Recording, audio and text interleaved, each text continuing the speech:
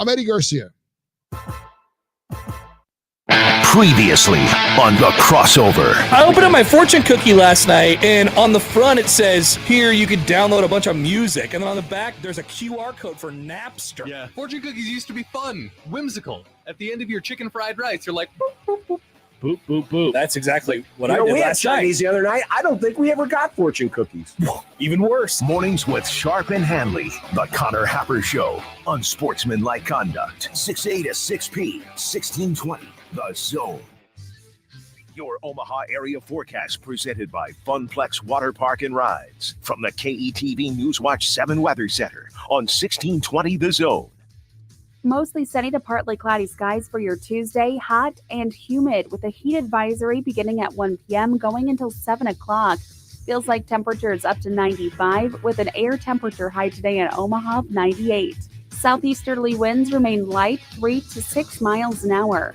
A chance of storms this evening and tonight, a couple of which may become severe with large hail and damaging winds. Partly cloudy overnight, warm with a low of 68.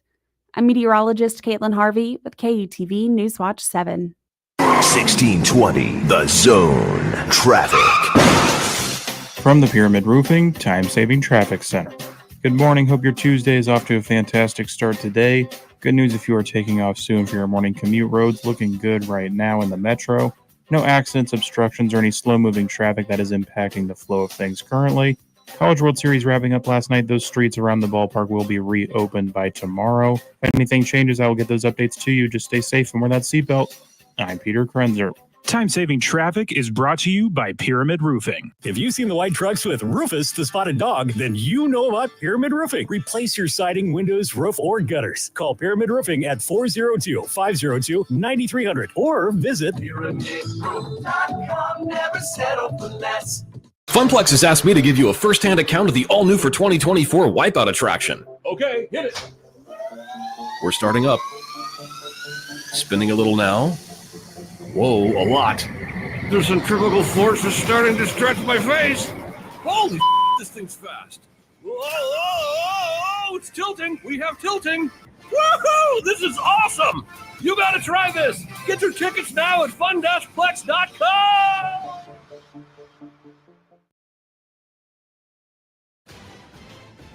I'm Taylor Bisciotti with NFL Network Now on the Westwood One Radio Network. The Packers preparing for the future as they announced Ed Policy will take over as the franchise's new president and CEO in July of 2025, taking over for current CEO Mark Murphy. Policy is entering his 13th season with the organization and his 7th as Green Bay's COO. The Chiefs released defensive lineman Isaiah Buggs following multiple incidents this offseason.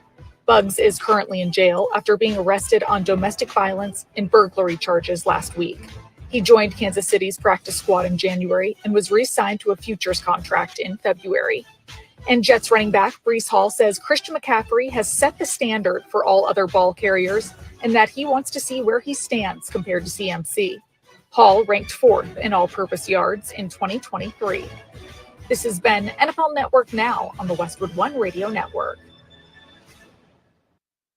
Wesley Financial Group is not a law firm. If you own a timeshare, don't miss this public service announcement from Chuck McDowell, founder of Wesley Financial Group. If you receive an unsolicited phone call or mail piece to discuss selling, renting, or especially canceling your timeshare, don't fall for it. If you really want out of your timeshare, hang the phone up immediately or throw that mail piece in the trash and contact your timeshare resort or Wesley Financial Group for assistance with your timeshare. As the only Inc. 500 timeshare cancellation company, our knowledge, experience, and results has made Wesley a trusted resource for over 40,000 families we've helped get out of their timeshare.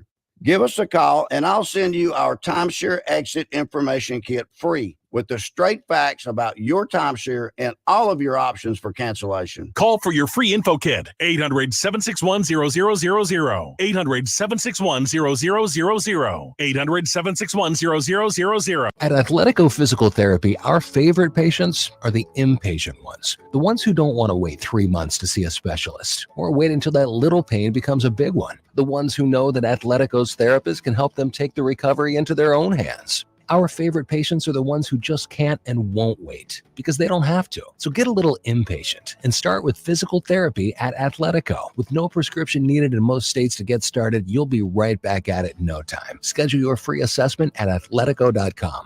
Shop Sid Dillon Chevrolet, Nebraska's #1 volume Chevy dealer group.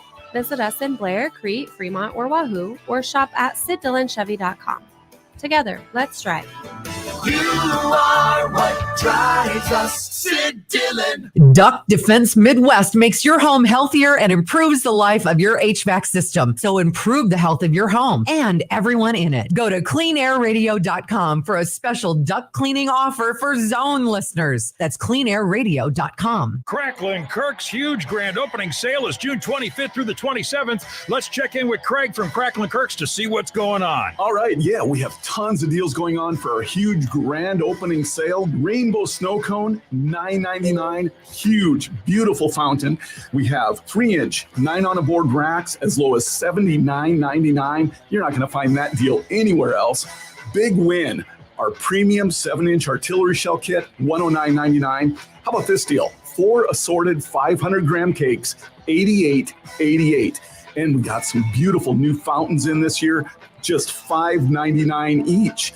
Check us out for all these great deals. Now, those are incredible deals. Go check them out. June 25th through July 4th from 10 to 10 in Waterloo at 301 South Front Street, in Springfield at 102 Main Street, and getkirks.com for all the specials and location info. Cracklin Kirk's, giving you more bang for your buck for more than 30 years. Getkirks.com. Duck Defense Midwest makes your home healthier and improves the life of your HVAC system. So improve the health of your home and everyone in it. Go to cleanairradio.com for a special duct cleaning offer for Zone listeners. That's cleanairradio.com. 1620 The Zone. Anything orange. That ball is lifted deep to right at the track. And it is gone. A huge 2-run home run. And that is a big, big shot for a clutch man, Dylan Driley.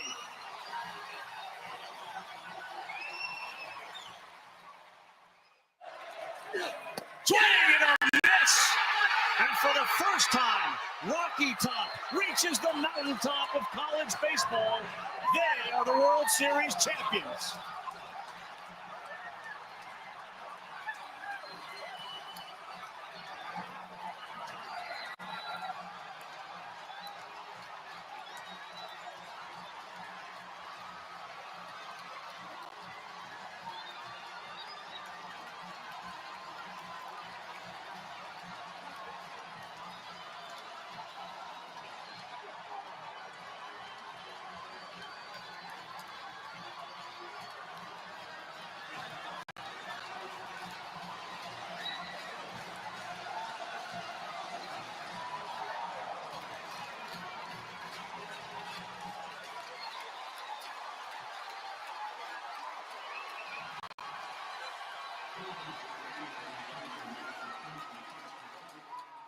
Man, it's everything I've ever wanted in life. I mean, everything I dreamed of as a kid, and seeing it finally come true I couldn't ask for anything more. I'm so proud of this team, where we come from. Just do this in front of my hometown, in front of my family. Ever since I was a little kid, this is all I wanted to do. Live from 50th and Capitol Avenue in the Big O. This is Mornings with Sharp and Handley on 1620 The Zone, 1620thezone.com, and 1620 The Zone TV. Now here's Gary, Nick, and Jimmy. All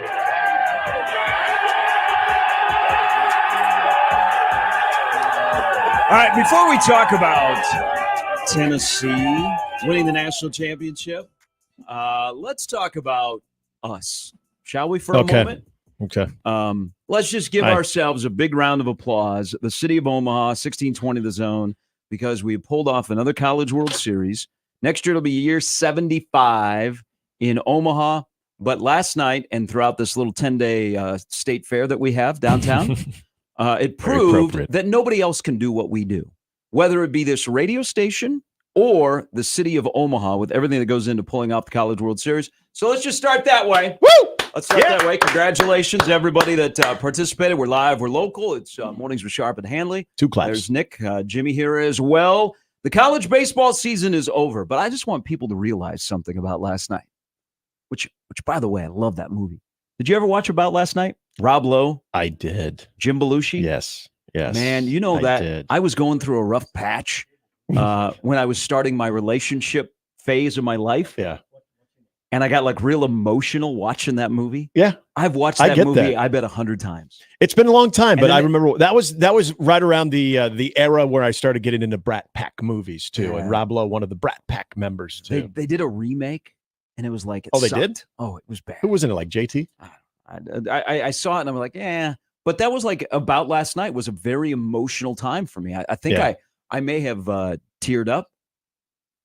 Don't do that. Yes. What is this guy's on the line? Yeah, already. To talk about something we talked about like 2 weeks ago? That's what I thought. He feels very passionate. He's just maybe he's catching up on some podcasts. That's all good. I wondered if you know him because he I do not. I met a lot of people last night that apparently I know, and hello to all of you. But welcome in, everybody, on this Tuesday. But I just want people to realize something about last night, not the movie. Well, I can break down the movie later with Odson. Yeah.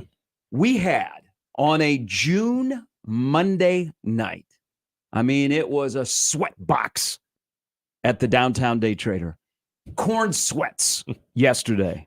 But I want people to realize that on a Monday night, see, I didn't think it was warm. I'm gonna play guess what the temperature was when I got home from the ballpark. Oh, yeah. Did you take a picture, by the way? Oh, I took a picture. Okay, good. But we'll do that a little bit later. Okay. So I'll play this game. Last night, on a Monday night, of all nights, on Monday night, okay, we had a winner-take-all Game 3 of the College World Series, which if your final call did not include Rocky Top, you probably weren't doing it right. That's true. Ravitch's was okay. Cougs was pretty good. The best one, of course, was the Tennessee announcer. If you can find that, John Wilkerson has been the voice of Tennessee baseball for like 36 years. Really, really nice gentleman. He had a great banger call that for Tennessee fans, he dropped a line in there that harkens back to the good old days of a Tennessee broadcast. So you had that. Football time in Tennessee. You had that, and Tennessee winning a national championship with their head coach saying over a live mic to the ballpark, holy, and then diving into the stands and then bringing up Brad Smith in his post-game press conference. The Brad Smith? The Brad Smith about being a quarterback at Mizzou in 2002 and going into Texas A&M and winning. Tony V was on a heater after the Clearly game. that had a lasting impact on him. I like that. Let's play Brad Smith's record against KU now. No, let's don't play Brad Smith against Nebraska. That is, yeah. So you had that. This is a Monday night. Remember, Monday nights are usually pretty boring. Okay, you get to the start of the week, and then you had game final, which the ardent hockey community in South Florida is celebrating a championship. All I know is it sucks for Canadians. You know what? Because you have lost 7 straight Stanley Cups since '93 in which you've been in, and 5 of them have been to Southern teams. And so last night, and true hockey states, really. And well, kudos, Tampa Bay and Florida, and I know people are going to make fun. They both have great fan bases. Yeah, great fan bases for being in the Sunshine State. Great. But last night, that was a great game where Edmonton just ran out of gas. Yep.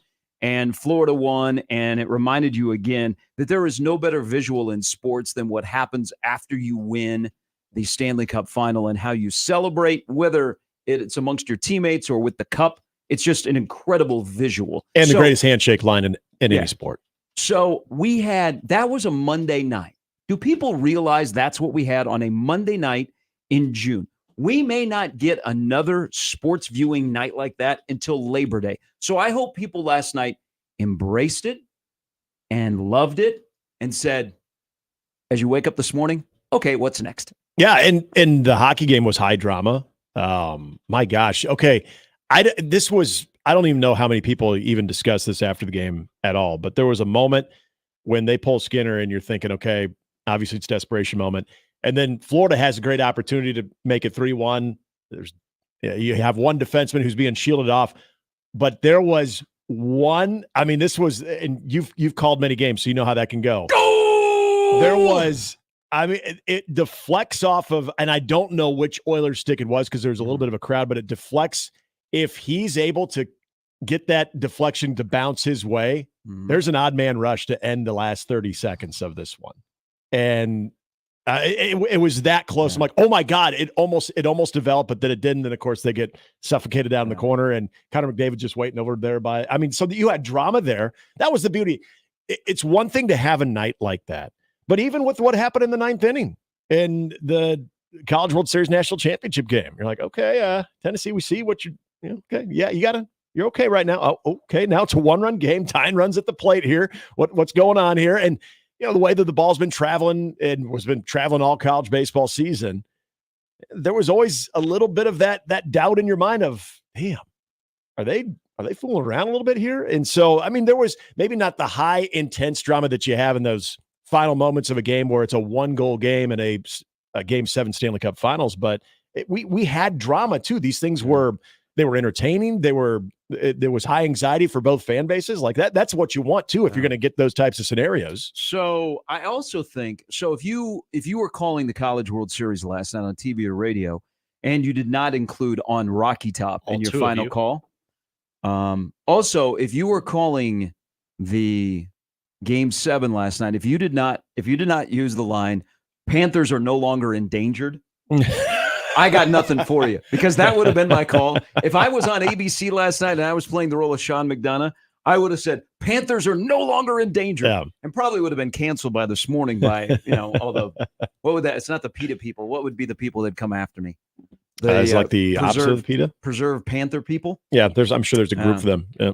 But I am disappointed this morning in one element of the College World Series. What's that? So it was a great party last night.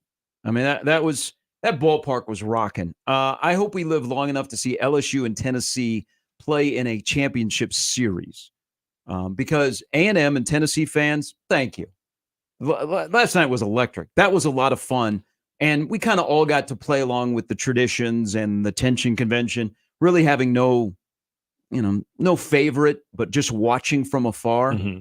But I got to tell you, after what is one of the greatest college baseball seasons ever, yeah, I said it, first time since 85 that a champion has won 60 or more. Tennessee's season is unbelievable when you consider from start to finish. Minutes. Okay, start to finish, it's one of the most unbelievable seasons in college baseball.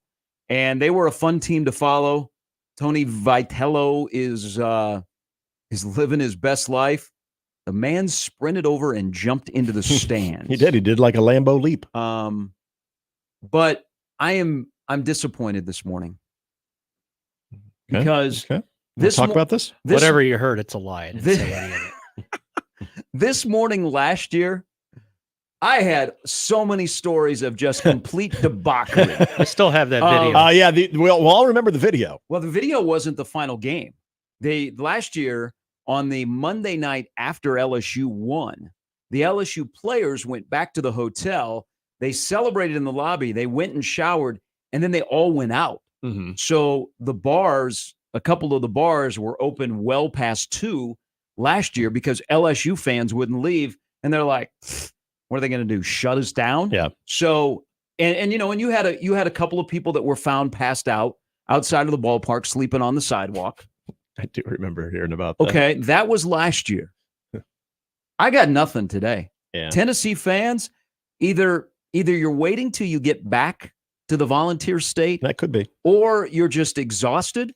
I know that you partied inside of the stadium because I was there with you. Or you're just amateurs at this. A little bit outside. But I'm really disappointed. I was so excited this morning to get up and hit Omaha Scanner on Twitter and just see like thread after thread of Tennessee fans like doing a cannonball off the top of the Hilton into the pool or something like that. And I got nothing. Y'all are amateurs. You got some hardware, but y'all are amateurs compared to the LSU fans. We've got no 6th floor chair throwing stories or anything of that nature. Yeah, it was. I do remember last year coming in and you'd mentioning some of the things that we're monitoring. And yeah, I remember the sleeping around the ballpark. People passed out around the ballpark, and by the time we came on the air, there was probably people that were just coming to and realizing the type of night that they had. Tommy Tanks was walking into the hotel at 6 a.m. last year. How much of this is because they haven't done it yet? There could be a little amateur hour to this thing. I mean, this is the first one. You don't know exactly what to do. The city of Omaha was your oyster last night. You got to take advantage of it. I think you're probably onto something when you say it might be a little bit more in the Knoxville area when they get back, that there's going to be a Tennessee-sized party. And I can imagine that the folks that did not make it to Omaha in Knoxville were probably having a good time too. But I think this will culminate when they return. Sometimes you don't know exactly what your limitations are when you win a game like that and what you can actually do on a Monday night in Omaha when you're not that familiar with being here that long. Let's just chalk that up. What do you think Peyton Manning did? Because he was on the field wearing these shorts that were full of tees, Tennessee tees. He had the look of somebody that just come from Shadow Ridge, where he played quite a few rounds of golf over the last 10 days. Nice. I don't know. Peyton doesn't seem like someone who's going to tie one on very late anymore. I think he probably enjoyed maybe a couple of beers, shook a lot of hands with some of the higher ups with Tennessee, and I bet he shut it down. Yeah. You know what? So he was there. Josh Heupel was there. Rick Barnes was there, and Morgan Wallen was back for the second straight game. Wear a cool jersey. I found this out. So they had the coaches and Peyton were down on the field. Tennessee, they acknowledge Morgan Wallen, but they do not embrace Morgan Wallen. In one conversation I had last night. Oh, really? Yeah. Easy to figure out. Okay. Yeah. Okay. But I don't know. See, Country music's bad. I was waiting because he frowned stayed upon. overnight on Sunday night. I was waiting for some Morgan Wallen party stories with his 6'10", 400-pound bodyguard, but I got nothing. Yeah, the guy with the beard. Yeah, he's not hard to miss. And that's not something that would all of a sudden slowly trickle out if there was any Morgan Wallen stories. I feel like those would have been immediate, rapid through the universe of TikTok and Twitter. And as we've known, maybe even the occasional Omaha scanner or local city police monitoring social media feed that you would actually see some Morgan Wallen stuff. So yeah, I get it. Now that you're kind of laying this out, I do kind of get the disappointment because there were a lot of things aligning that could have led to a wild night, that could have led to a wild party night for a team that's never won one. You think it was too hot? Yeah. Dude, honestly, when the wind kind of came in, I didn't think it was warm, but I do understand that people thought it was hot yesterday. I thought it was a nice warm day. Can you tell us? Are we doing this later? Or are you going to tell us what it was? Oh, we'll do it later. I got a picture, everything. Okay, good. People are going to freak out. This is when you get home, or when you got home. The temperature. I mean, okay, I nudge. It was hot. I mean, it was what 103 here in Omaha yesterday, and we got flooding going on the river. Yeah. It was hot in the ballpark. I don't know. I like heat, so yeah, I'm with you. It was a warm night. People were getting after it early yesterday. So maybe they kind of paced themselves. They got rid of everything before the game, kind of during the game, and then maybe after the game it kind of slowed down. Yeah. It was hot. That may have something to do with it, but LSU partiers greater than Tennessee partiers, and I just hope we live long enough to see both of them playing in the championship series because that stadium will blow up. That stadium will combust with LSU and Tennessee fans together. Now that's where I think you would see whoever would win that game, that national championship game.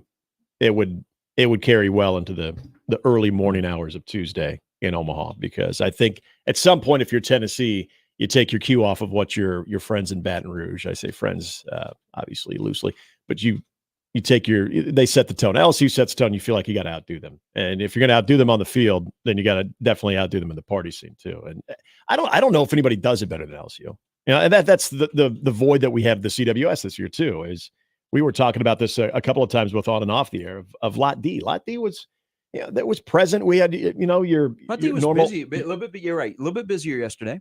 That's good. But your normal Omaha fans that will always go no matter what.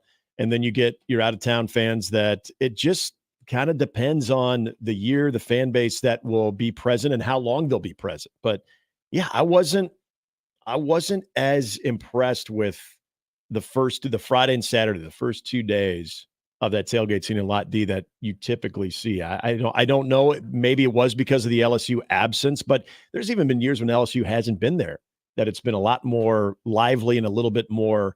There's been a little bit more in the long run with the presence there. I just didn't see that a whole heck of a lot this year. All right, let me give you the lineup for the show, because now we have no idea what to do. College World Series is over.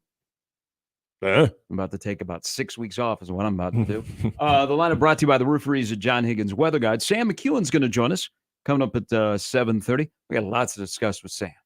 A lot of stuff going on with Nebraska football. BC will be in. We will talk to him. And then Andy Kendi will stop by at 9:45. We'll get an update. Yeah, he's got to be close. Yeah, he gave me one last night, so he'll be on. Didn't see AK down at the College World Series. I know he's close to being off the DL, though. That had to bother him. Not being off the deal. I'm just saying that had to bother him not being down. Oh, yeah. That's the lineup brought to you by the Roofery's at John Higgins Weather Guide. So there were winners last night, and then there were unfortunate teams that did not win last night. I can't get over the fact pettiness makes college athletics. The fact that Texas, who had fired their baseball coach actually a week ago, waited until Texas A&M's shining moment to drop the news that they had fired David Pierce and steal some of the thunder from Texas A&M. And I mean, here's the thing. Texas A&M, you had a great season. Just wait until next week when Texas is actually going to be in the same league as you. And probably your head coach will be there as well. I have to watch that Domination in College Station VHS on repeat. Well, had A&M won, Jim Schlossnagle was still going to be asked the same question he was asked last night in a more somber moment for him and his team. And I understand the reaction, but I also understand the question too. And that was, to your point right there. I mean, that was going to be a major college baseball story, whether Texas A&M won or lost. And so he was going to have to answer that question one way or another. I'm assuming he probably anticipated that at some point, but also in the moment of coming up short in that type of game, you're probably not going to be overly thrilled to have to answer that. So you saw his response. What'd you think? Look, what he said in taking the Texas A&M job so you'd never have to take another job again in the moment is the right thing to say. But what the hell is he going to say? Yeah, but didn't he his thing? So everybody you talk to that covers Texas A&M or even ESPN guys have said that this has been brewing because it's pre-Trev that the improvements at their ballpark in College Station, it took a while for it to get passed. And I guess there was some behind-the-scenes stuff that was going on. This is before Trev ever showed up at College Station. So this is not a Trev thing that Schlossnagle was not real happy with. Okay. So, yeah, when Texas A&M media are like, yeah, this is real.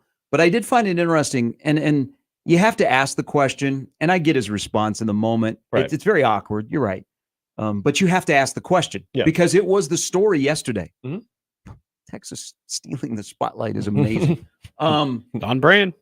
But he said, he made the comment, what about his family?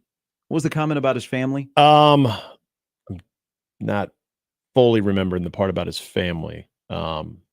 Yeah, I guess I don't remember that part. I just remember that the biggest thing where he got, ended up walking off after he answered it. I don't remember the thing about the family. I just remember what he said about it. So it was all right there in his response. I think it was something about coming to College Station. So you didn't have to take another job. Then Yeah. So he went through a divorce in Fort Worth. His kids didn't want to leave Fort Worth, so he left Fort Worth and went to College Station.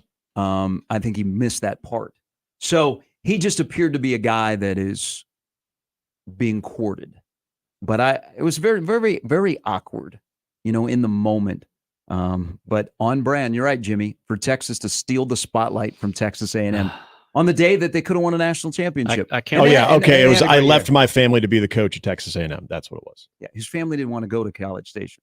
Yeah. That's what my family didn't want me to go to College Station, so I understand. Yeah. So it's a good school. They got great football. Said I think it's a pretty selfish of you to ask me that question. To be honest with you, I left my family to be the coach at Texas A&M, so I wouldn't have to coach anywhere else. Jimmy, you could go to Bryan College Station. Great place. Do you know they have the only Whataburger there that is not orange? I didn't know this. Because it's Texas Yeah, colors. you can't do orange. Yeah, so they have in College Station, they have a maroon Whataburger. Oh, hell yes. Whoa. Wave those towels and grab those nuts. That is special. What is the home office of Whataburger? Like what city? San Antonio. Is it San Antonio? Okay. Which is where I made my home office once upon a time. But it's nothing on the double-decker one in Corpus, which I know you've seen when you guys were down there to play them. Oh, a double-decker Whataburger? Jesus. Yeah, you can take a date in Corpus. That's the place to go. What's on the second floor? More places to sit. Okay. I thought it'd be like maybe that's the VIP seating. It does look a little bit out of place, maybe. Yeah. No. But it's got a hell of a view. So the college baseball season has come to an end. It was good. Yeah, we'll ask that question. My favorite, one of the favorite guys I follow that covers NASCAR, Jeff Gluck, always asks after a race, was this a good race? We will determine if this was a good College World Series with everything that went on over the 10 days of our little party here in Omaha that drew 371,000 plus. Mm-hmm. It was attendance-wise, other than a couple of the Monday and Tuesday early games, those night games were they showed up. It was good to see. I want to know how many people. I don't know. You have to be kind of a weirdo, but maybe not. Maybe intrigued by this. Anybody going to go downtown just watch the teardown?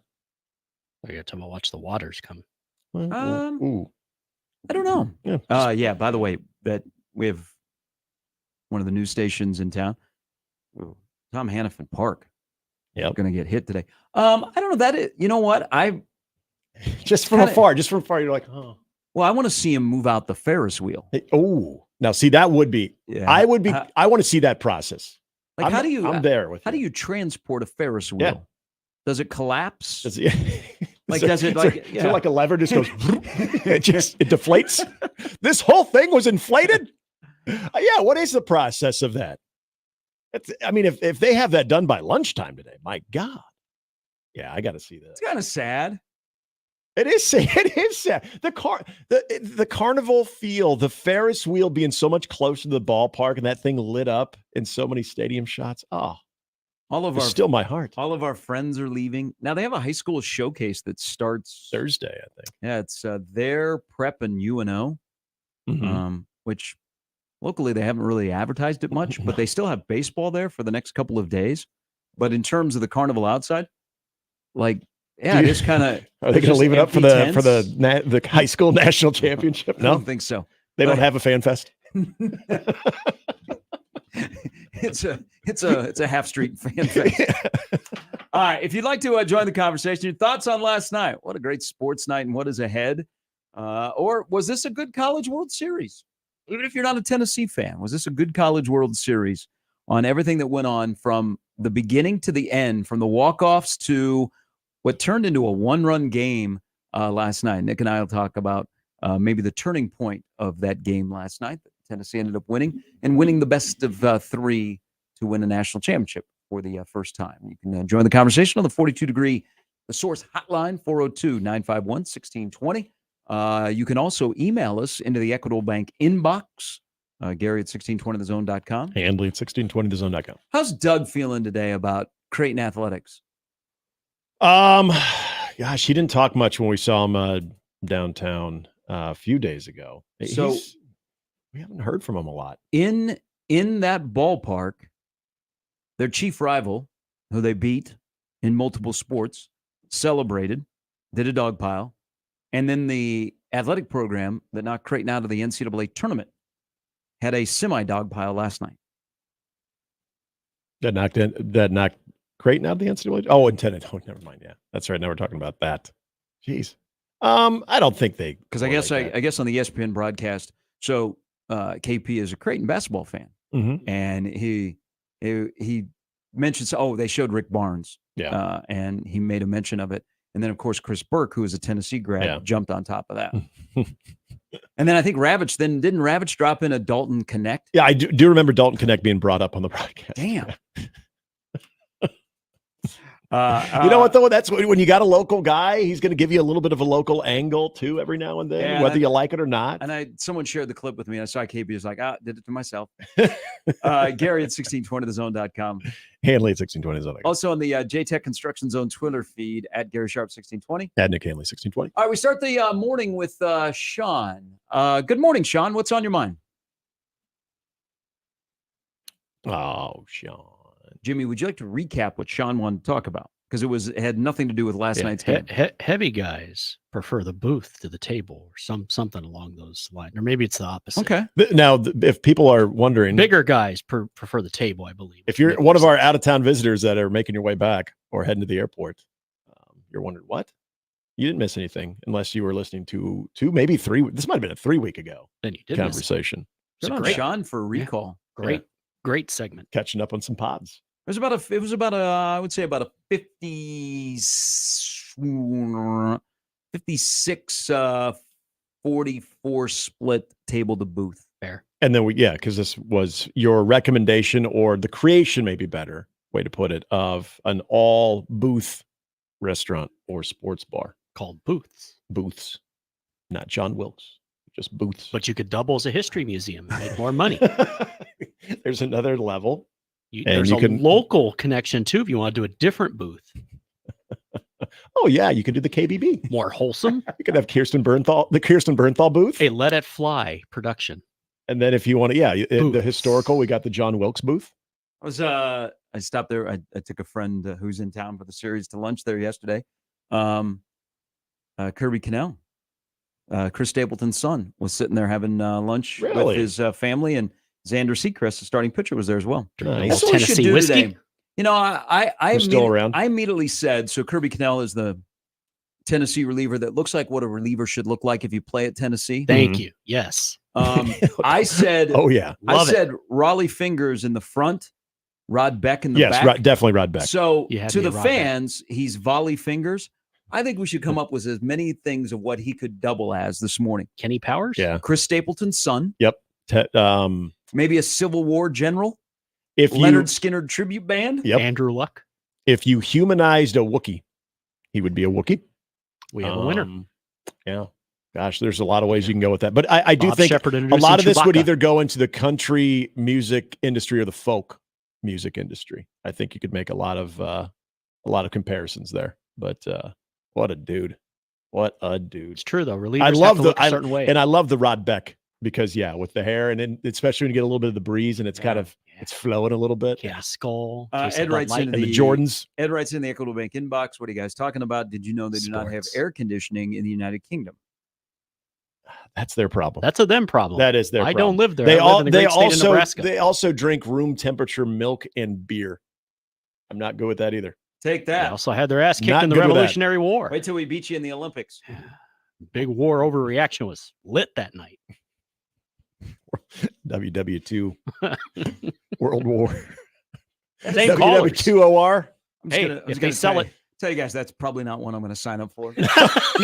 No, there's going to be a lot. I think you think there's emotion after Nebraska loses to Colorado. You wait. You just wait. It's not not good. I appreciate the email, and I do know that they do not have air conditioning over in the United Kingdom, so we're not complaining. Yeah. It's You're warm. You're listening to a guy who did not turn on his air yesterday. Yeah, that's hardcore. You're insane. You are absolutely. I actually slept really well. Oh, I'm sure you did. Because even if you didn't, there's no way you could admit that today. Do you know what? Even you are dying on that hill. Even halfway through the night, I grab the comforter. Oh my God. Respect. That is respect. I don't even know if I respect that. What is wrong with you? It's how do you? At least he's not wearing a purple jacket and turtleneck like some people do in the heat. I just don't. Or the Texas A&M pitching coach who was wearing a hoodie. Yeah, the last hoodie. night. Yeah. No one's got to be that guy.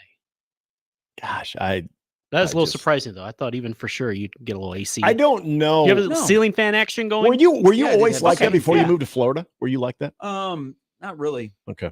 But see, my blood thinned out. Yeah. So I get colder. I'm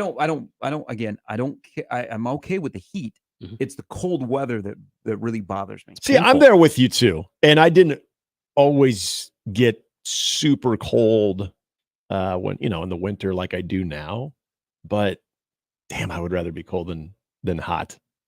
And I, as you guys know too, I dealt with that for a little bit here recently. And I would prefer the furnace to go out as opposed to the AC going out. I just prefer both work fine. I mean, that's, ideally, yes, Jimmy, that would be. But yes, Gary, yesterday would was be great. a beautiful day. I called it Monday. At least you had a summery day. You had a little wind. Did you have your breeze coming through the windows? Nice breeze. Did you have the windows open? Yeah. Oh, the windows are open. Everything is open. There was it was like early this morning. There was a nice little breeze, a summer breeze, if you will. Yeah, it was summer breeze. It's like a blow dryer. Yeah. Thought about wearing a hoodie to bed. Damn. Wear a little sweatsuit, drop some pounds. All right, 41 past the hour. The old Loudon Swain rubber suit. If you know Vision Quest, Well played. Thank you. Well played. Yeah, you can't drop a lot of Matthew Modine We lines. are off and running. Jimmy will have an update coming up after the top of the hour. As not only did baseball look good in Omaha, baseball from Omahans or Nebraskans looked pretty good last night around Major League Baseball, including that guy that plays third base for the Phillies. We'll do all that coming up as we roll till 10. Sam Mckewon, Brian Christopherson, Andy Kendi. On the day after the college baseball season ended, college athletics is done, finished for the year. The next time we ratchet it up will be kind of an important time around here. It will be, yes. When we get to that That's point. a good point. Now less than 10 Saturdays away. It's Mornings with Sharp and Handley and Jimmy on 1620 The Zone. Mornings with Sharp and Handley on 1620 The Zone and 1620thezone.com with Gary Sharp and Nick Handley. Hop into the driver's seat of a new Ford truck or SUV now at Baxter Ford. Choose from hundreds of new Ford F-150s, F-150 Lightnings, F-250s, and F-350s. Baxter Ford has over 250 new SUV models available, including Bronco, Bronco Sport, Escape, Edge, Explorer, Expedition, and more. Plus, all our vehicles come with fair, transparent pricing and no dealer fees. So you only pay for the vehicle, not the paperwork. Get started at BaxterFord.com. Equitable Bank. We take banking personally. EquitableOnline.com.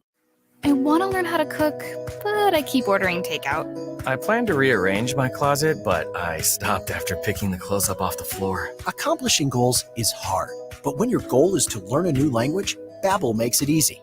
In just 15 minutes a day, Babbel's award-winning language learning app will help you start speaking another language. Start having conversations in as little as 3 weeks. Comment tu t'appelles? Comment tu t'appelles? Vous êtes où? Vous êtes où? Babbel's bite-sized lessons make it easy to learn words and phrases you'll actually use. So when someone asks, "How's your French going?" you can say, Babbel est amusant et facilite grandement l'apprentissage d'une nouvelle langue. Et cela ne prend que 15 minutes par jour. when you want to really learn another language, it starts with Babbel.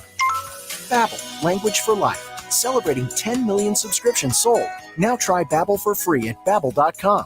Just go to Babbel.com and start learning a new language today. That's Babbel.com. Babbel.com.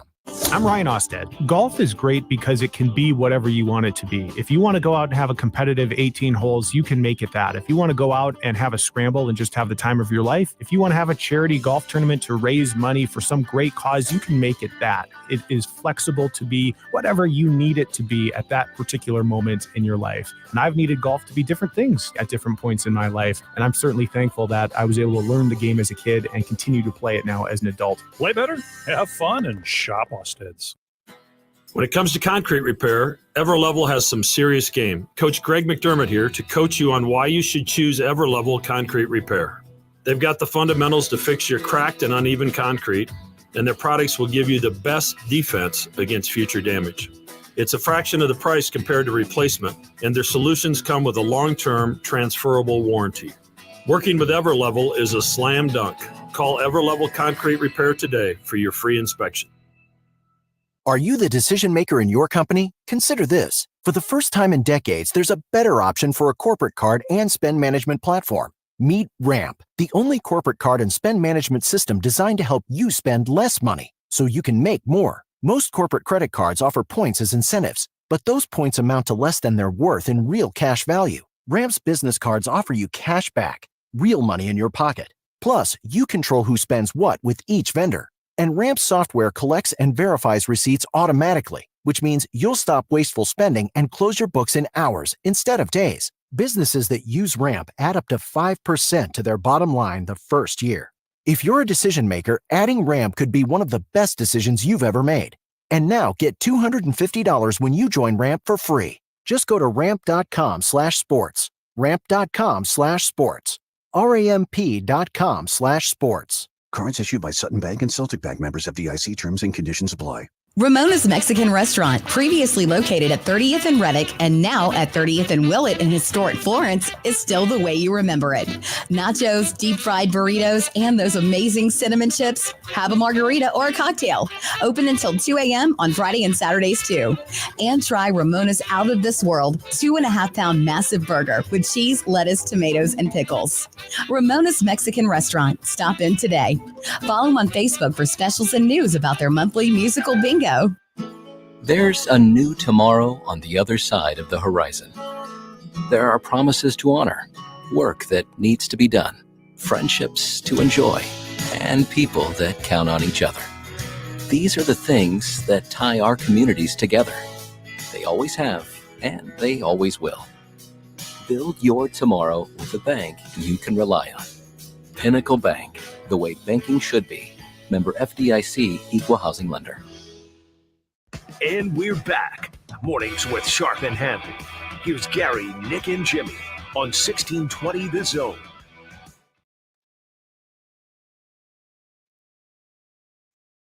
Again, kudos to everybody that we work with that puts on the College World Series. It's a community effort. We did another banger job here in Omaha. Nobody else can do what we do. Nobody else can put on the College World Series like we do. And I'll fight anybody that says otherwise. Get it sponsored. We can make it happen right here in the parking lot. We get the Ferris wheel over here. Nobody else in this country can do what we do in this community to put on the College World Series. I'm gonna because you won't do it. Fight somebody? Well, because I'm not. You would no, maybe. I, you would if you had to defend. If you had to defend somebody. Younger or days, yourself. I was a scrapper. Yeah. Now I'm trying to transition into a lover. No, you would fight if having to defend you or yours. Yes, is that accurate? Yeah, I don't know. Either fight or flight. You I don't choose know. fight. I think I would have to be punched first and like react. Okay. I don't think I'd be the first to throw the first blow. Yeah, you're not going to initiate it. Yeah. Okay. That's fair. That's mature of you. But actually. I would not. If I got into a fight, I would not be betting on me.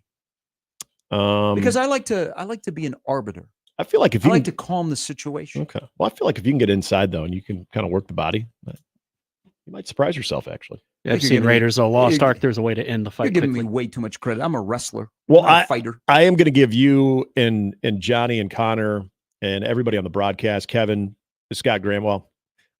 They were there for the weekend. Whoa, but, okay. I thought you were going to go like Scott. But you guys, especially having Mike to pull Farron. off that trip, and yes, thank you, Mike Farron as well, pulling off the triple header and a lot of the work that goes into it, but also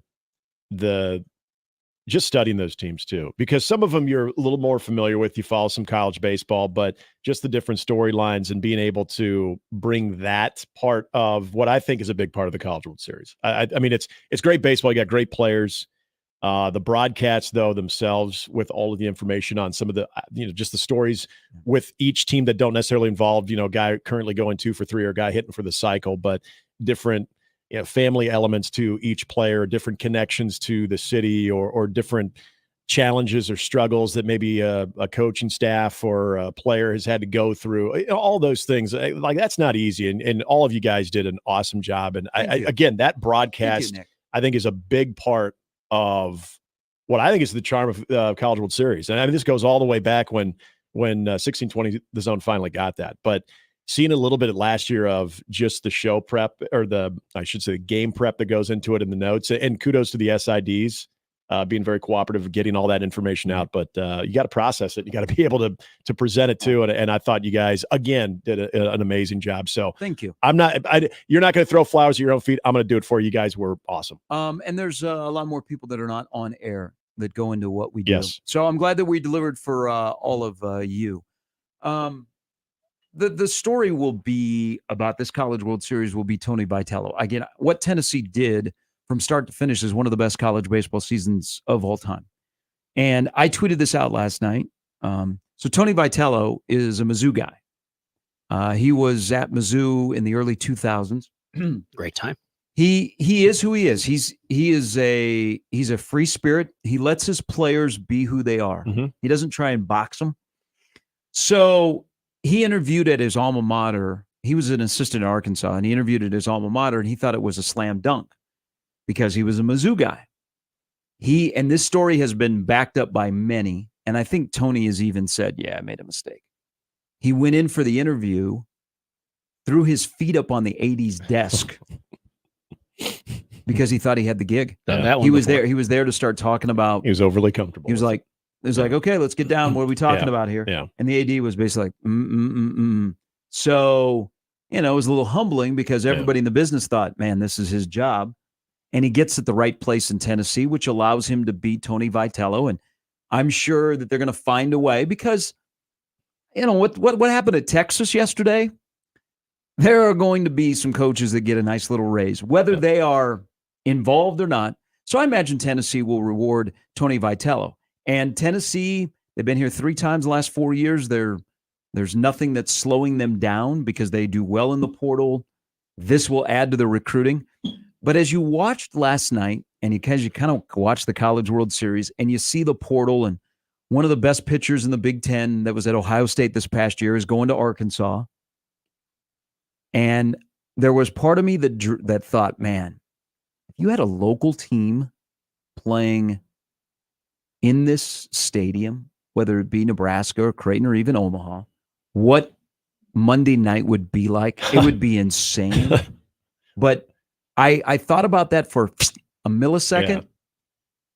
This College World Series showed me that the Big Ten in baseball is so far away from moments like last night.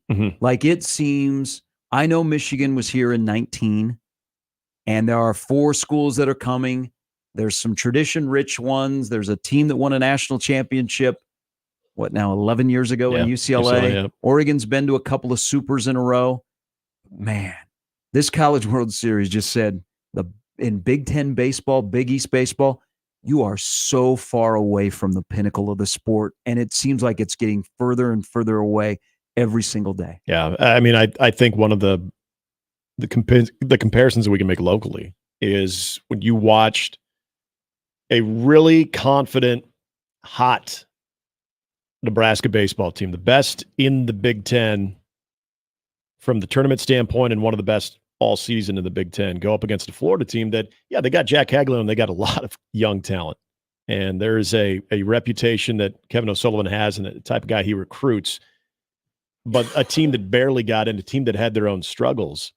And you watched how much of a mismatch that was of one of the very best teams in the Big Ten going up against, by record and by SEC talent-wise, maybe we could call him above average. Now, Jack Caglione, he fixes that curve a little bit for you where it brings that talent level up. But, just from that comparison, and you've watched Creighton and Nebraska this year, and then you watched a lot of college baseball here in the last 2 weeks with the 8 best teams in college baseball. And I think we can safely say we had, if it wasn't the 8 best teams, those are the 10 best teams. Yeah. And we got the 2 best teams playing in a national championship series. You watch what they have on the mound, both teams. You watch what they have 1 through 9. You watch the defensive plays they make. You watch the baseball instincts that they have to a level that it's almost unfair to a lot of the other conferences. Sans SEC, maybe Big 12. But the Big Ten, there's some dudes, but much more spread out. Rosters aren't chocked full of them. And so when it does get to these pushes, once you get to late May into June, Texas A&M is a great example. When you lose a Braden Montgomery and Kent steps up, when you lose a pitcher and you get another arm where you just don't miss a beat, and you see that a couple of years in the College World Series with some teams as well, that it shows you right there how they recruit. But those freshmen that maybe aren't an everyday player are guys that are willing to take on that type of role and are already capable of doing that, are big-time players. You can't look at any Big Ten roster. And really, there's a lot of Big 12 teams now, too. you can't look at those rosters and say, well, they've got all of those. Oklahoma State would be an exception to that. And I think, there's years that Baylor has been able to have those types of teams. But collectively to see from a pitching aspect, from an offensive aspect, from speed, I mean, just everything that you have more than 10 guys per roster that check all of those boxes as opposed to maybe two or three at most on even your best Big Ten teams. I just think there's also, there's a lot of money involved. I mean, Tony Vitello, I think, makes $1.5 million. 11 public schools in the SEC, their head baseball coach makes $1 million or more. Plus, they've got pitching coaches that do really, really well, or other staff members that are paid well. Yeah. I mean, Tennessee is, so Texas A&M is getting an $80 million upgrade to their baseball stadium. Tennessee, I think, is about $95 million upgrade to their baseball stadium. Vanderbilt is putting a ton of money into their baseball stadium. I mean, that's a sport where the top is like on a full speed sprint, separating themselves from like the middle of the pack or the bottom in college baseball. But I also think passion drives things. There's a passion and a culture 100%. for college baseball in the South. Yeah. And Lincoln, Nebraska is a rarity in the Midwest for a passion and a culture of college baseball. And I don't see that changing, and we already know Nebraska doesn't spend a lot of money on baseball. They got guys that are in the program that care about the product, and they want to be able to have resources to dream, because the SEC coaches, whether you be at the bottom of the barrel or the top, you have resources that you can dream big. Yep. And it just, this series just reiterated, man, the separation, and with the portal and the NIL, let's just enjoy some Big Ten baseball for what it is. And then they get out the way and we get the real baseball that's here for the College World Series. I know it might seem harsh and unfair. It's reality, though. I think I think that's where we are. It's not even to say that you're not going to have that occasional Indiana or Michigan, or people forget, even though they didn't make the CWS that year, that Minnesota had made the super regional against Oregon. If they don't play Oregon State, if they don't play Oregon State in that super regional, I'm convinced Minnesota, they were as good as anybody else that it was in that super regional, or in the super regionals at that time. They were a damn good team. They just had a horrible draw having to go up against Oregon State.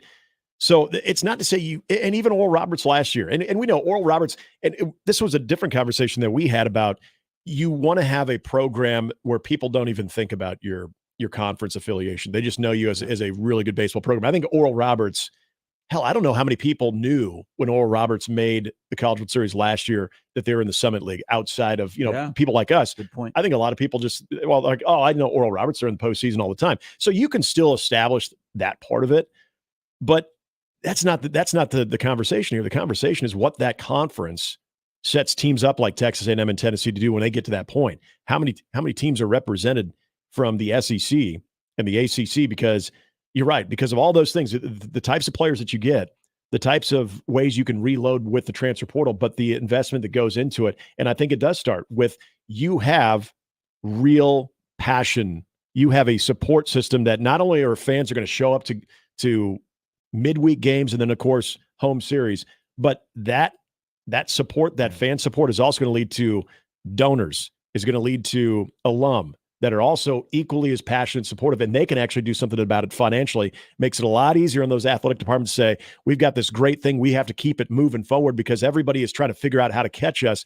Well, there's a lot of people that are involved in those programs that are not going to let that happen. We talked about Vanderbilt being one of those rare teams, rare schools where baseball's their sport. And I don't think you can look at anybody else and say, yeah, that's the case. Baseball is their sport. And so they know, okay, well, we've got to invest into that.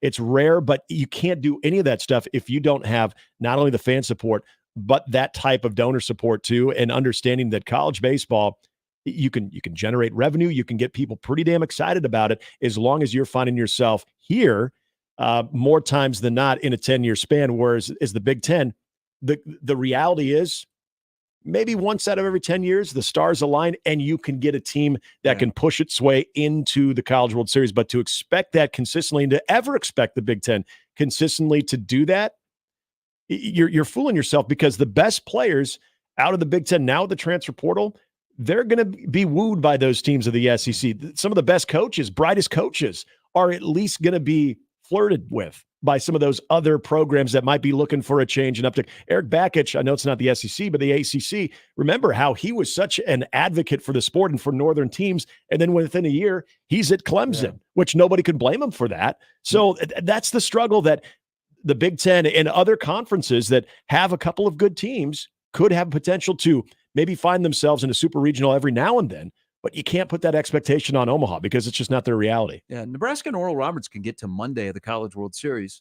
I'm talking about, can they get to the second Monday? Right. And I just don't see it. No. I think that gap is getting wider and wider. And that 2019 Michigan team, they were pretty rare. Well, and that was they were big dudes too. And they caught lightning in a bottle from the standpoint of there were about 4 guys that were from Detroit that could have gone anywhere in the country, and they decided to stay home, and they rode that, and they were really, really good. But they also got hot. Remember, they had to beat Creighton in the Corvallis Regional to make it to UCLA. Well, and going back, they had to beat Illinois on that second day of the Big Ten tournament. Otherwise, they don't even make it into the NCAA tournament. Yeah. By the way, there's another guy that probably will get a raise because his name will get attached to Texas, and Eric Bakich. Yep. Oh, yeah. I would say Bakich, the 2 coaches that were involved last night, the one that's not a head coach right now is probably at least going to be talked about because his name is Troy Tulowitzki because he's on the Texas staff. But I would say those are your big hitters. I mean, you probably go after Johnson just to make him tell you no, too. But, I mean, that's the thing. Texas is going to attract the biggest names as far as that. They're going to go after those biggest names if they don't already have their guy, which they very well could. All right, update with Jimmy coming up. The College World Series is over. Tennessee wins in 3 over Texas A&M, and the NHL is over last night. Florida wins their first cup 2-1 over Edmonton as goalie Bob was pretty good last night. Yeah. And the Conn Smythe Award winner was not a Panther. It was kind of awkward. It was awkward. But it was the right choice. Jimmy's got an update coming up next. Sam Mckewon joins us in 30 minutes on Mornings with Sharp and Handley on 1620 The Zone.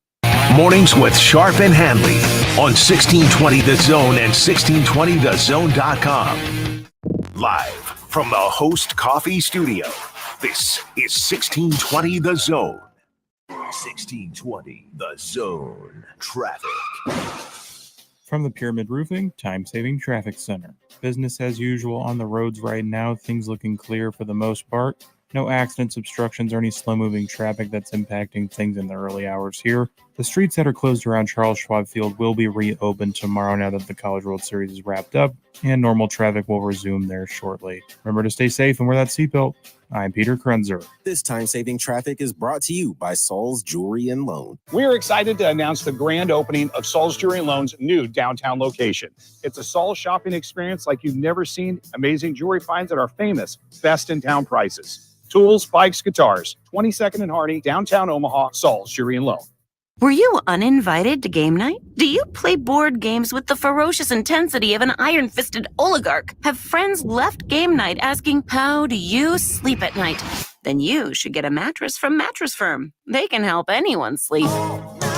Get to Mattress Firm's July 4th sale and save $500 on Tempur-Breeze mattresses. Plus, get a $300 instant gift, all with free and fast delivery. Get matched at Mattress Firm. Sleep at night. Restrictions apply. See store or website for details. Host is roasting every morning. Host is roasting every day. At Host Coffee, every cup of coffee served comes with a promise of quality, innovation, and a dash of fun, ensuring your workday is as delightful as your coffee break. Call Host Coffee today. Proudly serving Nebraska since 1972. Host Coffee is always roasting something good for you. Are you the decision maker in your company? Consider this. For the first time in decades, there's a better option for a corporate card and spend management platform. Meet Ramp, the only corporate card and spend management system designed to help you spend less money so you can make more. Most corporate credit cards offer points as incentives, but those points amount to less than their worth in real cash value. Ramp's business cards offer you cash back, real money in your pocket. Plus, you control who spends what with each vendor. And Ramp's software collects and verifies receipts automatically, which means you'll stop wasteful spending and close your books in hours instead of days. Businesses that use Ramp add up to 5% to their bottom line the first year. If you're a decision maker, adding Ramp could be one of the best decisions you've ever made. And now get $250 when you join Ramp for free. Just go to ramp.com/sports. Ramp.com/sports.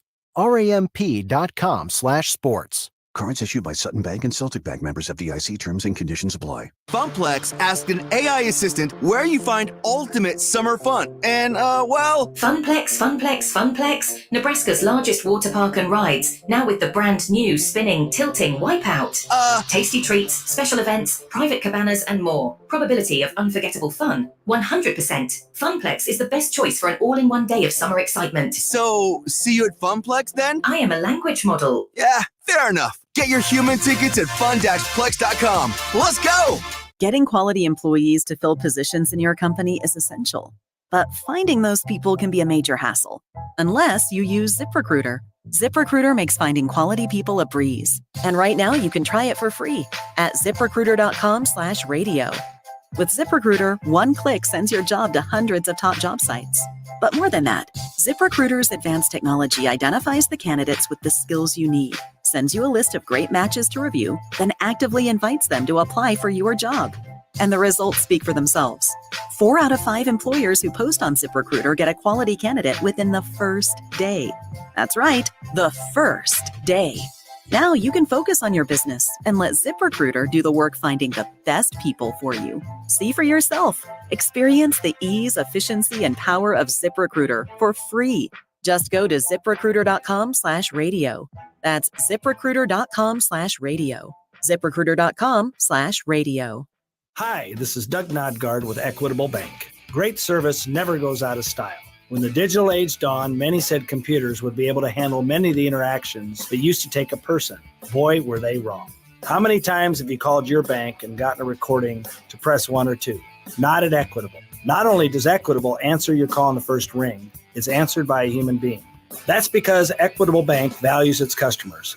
Equitable Bank, we take banking personally. Member FDIC.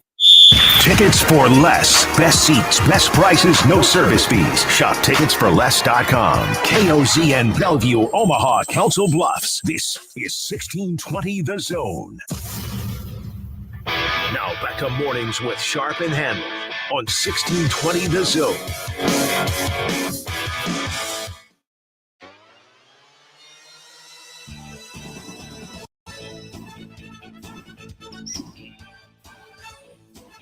Tony B is a national champion. It all started with an appearance on the show. Do not forget that. So let this serve as a lesson next year when someone from the station calls. Tennessee at long last wins its first national championship in baseball. Christian Moore hit a leadoff homer. Dylan Dryland went deep for the third time in 3 games, and Tennessee survived anxious moments late to take the title 6-5 over the University, Texas Agricultural and Medical last night at the Chuck. It was warm. All the Southerners were like, I don't see why they're making such a big deal. This is June. It's supposed to be warm. I was like, I agree. They actually have breeze here. Anyway, try it with no breeze.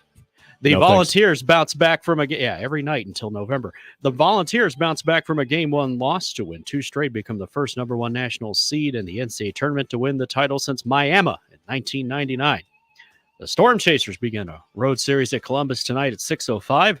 Stanley Cup final game 7 last night. The Florida Panthers, one of the original 6 in hockey, capture the first Stanley Cup in franchise history with a 2-1 Game 7 victory over the Edmonton Oilers, who let an entire nation of nice people down. First, they cancel Big Brother Canada mid-season, and now this.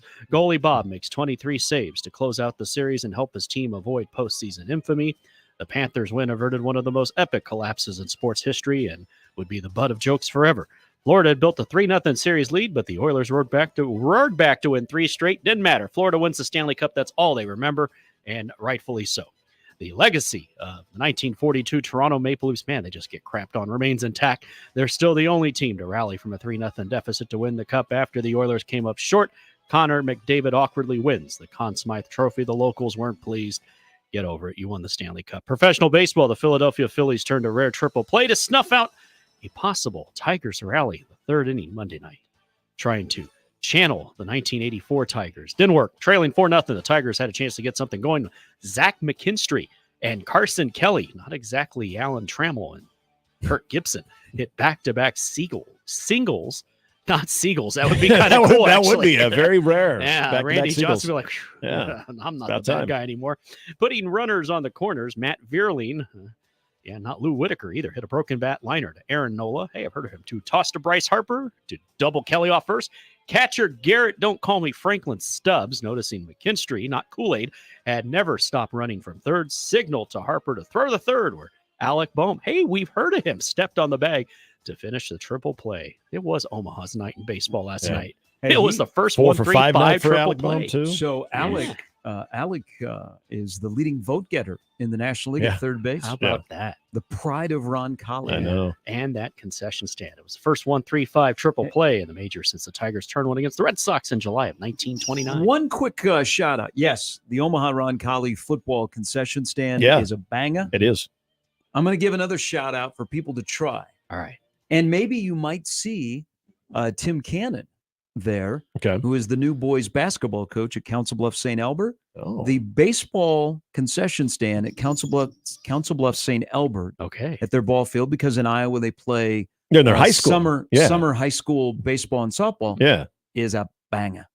So if you happen to go there, go to the concession stand and tell me if I'm correct, because maybe in the fall we'll rank our concession stands. I like this. Is there any the Council of St. Albert baseball concession stand is really good. Do they have a signature? Anything that is specific to them that you're like, yeah, you got to go and everything check that tastes good. Okay. Can I get it? Can I get a Frito pie? Or as some people call a walking taco? Yep. Yeah. And of course, a hot dog on an open flame is better than any other way to prepare a hot dog. 100%. Yeah, the hot dog just tastes different. It does. Yeah. It's true. You never do steer me wrong. Shout out Bailey's. The Fightins were victorious 8-1. In the NFL, the Panthers are staying in Charlotte for the foreseeable future. Oh, I know everybody was worried about that around these parts. The Charlotte City Council voted Monday night to approve a joint $800 million stadium renovation plan with the Panthers that ties the NFL team to the city for the next 20 years. Under the policy document, the city will pay $650 million towards renovation of the Bank of America Stadium in return for Panthers owner and former Zone PD Dave Tepper keeping the team in Charlotte through 2045. Dave will pay the remaining. He'll get a kick out of that. Tepper will pay the remaining $150 million up front. He has already invested more than $117 million in stadium upgrades and has also agreed to another estimated $421 million in potential overages. Listener Matt right now is like, glad I don't work there anymore. Good morning, Coach. Finally, after the best season of franchise history, the Minnesota Timberwolves of Omaha coach Chris Finch has agreed on a 4-year contract extension that will take him through the 27-28 season. Well-deserved. Finchy had delivered the Timberwolves to 3 consecutive playoff appearances. That's like 10 championships for all the other teams. That's a big deal for the first time in 20 years and has accelerated Ant-Man's growth into one of the league's most prodigious talents, despite nearly being killed by this radio station, by the person talking on said radio station. And once again, Ant-Man, I'm sorry. And then I'm sorry that I adopted you. And then you can see the whole team fell apart against Dallas. And once again, I apologize to Dan Campen, and I hope he doesn't take that personally and holds it against me for ruining his team. I didn't realize Dan was a Wolves fan. Oh, yeah. Loyal. He'll be excited when the 27th pick Wednesday night, the Timberwolves select Baylor Shireman. Yeah. He'll be wearing his Ty Corbin jersey. Wow, he knows what I'm talking about. I was thinking maybe Phoenix Suns great. I was thinking maybe that J.R. Ryder jersey or that Pooh Richardson, Sidney Lowe, or what about a Fred Hoiberg jersey? Let's see. Yeah, yes. Then you go with what about Freddie. Thurl Bailey? Did Thurl Bailey was he just the Jazz? I think he was just the Jazz. He played in Europe, but he can be an Blue Edwards. You might be thinking. I think he played for Minnesota for a while. Thurl Bailey just sounds like an old school Minnesota Timberwolf, so I would have believed it. Yeah. Honorary Timberwolf. Thanks, Jimmy. KG writes into the Equitable Bank inbox. Morning, Kevin. Speaking of Timberwolves, Nick is trying to corral us to go down and watch them tear down the College World Series. I think it'll be fun. Today. Yeah, I'm good. I'm with the Ferris wheel. When I worked at a major box home store, Lowe's. Am I supposed to say that? Yeah, I mean, I don't know. We had the opportunity to set up the NCAA tent. We laid the outdoor green carpet and set up the table and chairs. Tearing down sucked. Nothing worse than having to remove rain and beer-soaked carpet and trying to fit all the tables and chairs into a truck. I never volunteered to do that again. Sounds like college. Yeah, that would be. I first of all, I didn't know some of the box stores, whether it's Lowe's or Home Depot or anyone else that helped out doing that. I didn't. They contract that work out. I was very curious on how they did that. So okay, so that was a volunteer of. What do they just a rep from the NCAA show up and be like, hey. We got a truck outside. Who wants to help out? be part of the College World Series experience. A toothpick in his mouth. Looks shady. I need you guys to sign all these things. John writes in about Big Ten baseball. Big Ten baseball teams want to be good. They can be, but it is going to be up to the individual schools to make that decision. The conference doesn't care about the sport at all. They refuse to show games on their own network consistently and put one 8.5 by 11 black and white flyer at the 60th and Dodge Orbit bus stop to promote the conference tournament. Did they even do that? I'm surprised they even did that. Do you know there are some on-air people at the Big Ten network that want nothing to do with baseball and softball coverage? I believe it completely. Doesn't shock me. Yeah. And it is interesting. Like there's a lot of passion that they put into the hockey product, far more than they do for the baseball product, which, look, I mean, the Big Ten hockey side of it, especially having Notre Dame in there, is, I mean, it's solid. You know that. But yeah, that's like, I know Rick Pizzo is a huge, huge hockey fan, huge college hockey fan. And you see a lot more push, a lot more passion. There's a lot more promoting of those games and their big doubleheaders that they have. That's an interesting thing to me. And maybe that's more of us in Omaha and where the pecking order is of all of the non-Nebraska football sports that people get excited about, because I would always say if there was, now obviously the two seasons don't really clash, but if there was a big Nebraska baseball game going on the same night that there was a Omaha hockey, maybe playoff game or something, people are still going to flock more to the baseball game. And that's to see that that's the conference is getting behind more of that. I mean, that's my opinion, but it just seems like there's a lot more hard promotion on their hockey product than there is even a whisper of baseball when promoted on BTN. Well, I mean, we've all been involved in one-way affairs where we love something, but it doesn't love us back. Yeah. That's kind of what our thing is about Big Ten baseball around here. Mm-hmm. I heard you and Connor talking on Sunday while I was traveling the old downtown day trader. This is about LeBron. No, this is about Ryan Day. Oh, okay. So this is kind of going to lead into a discussion with Sam Mckewon, who'll join us in the next segment. So I agreed with your conversation about Ryan Day at Ohio State. I don't think there's any other coach in the nation, Billy Napier, you're out of this conversation, that is under more pressure to win this year than Ryan Day is. Yeah. To simply, one, you must beat Michigan. You cannot lose to Michigan this year. Make the playoff, but you can't lose to Michigan. This is almost starting to get onto the John Cooper level of, man, you've got to win.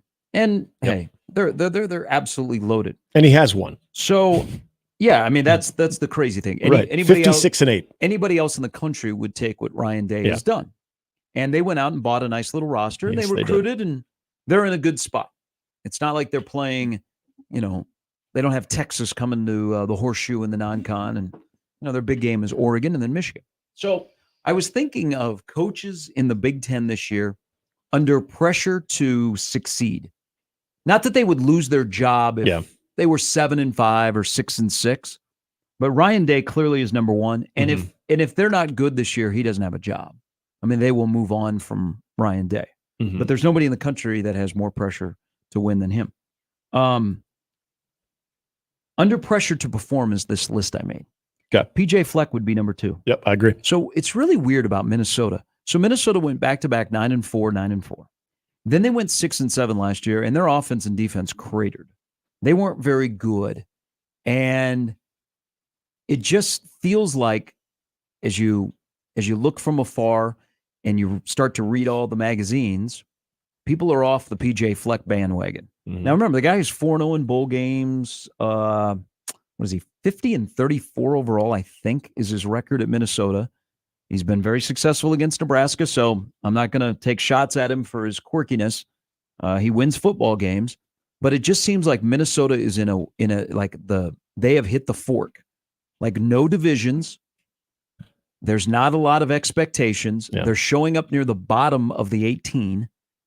I would put him second on this list. I would put Lincoln Riley third. Yep. Now, Lincoln Riley's not going to lose his job, but USC football has a win total of 7.5. Nebraska and USC have the same win total.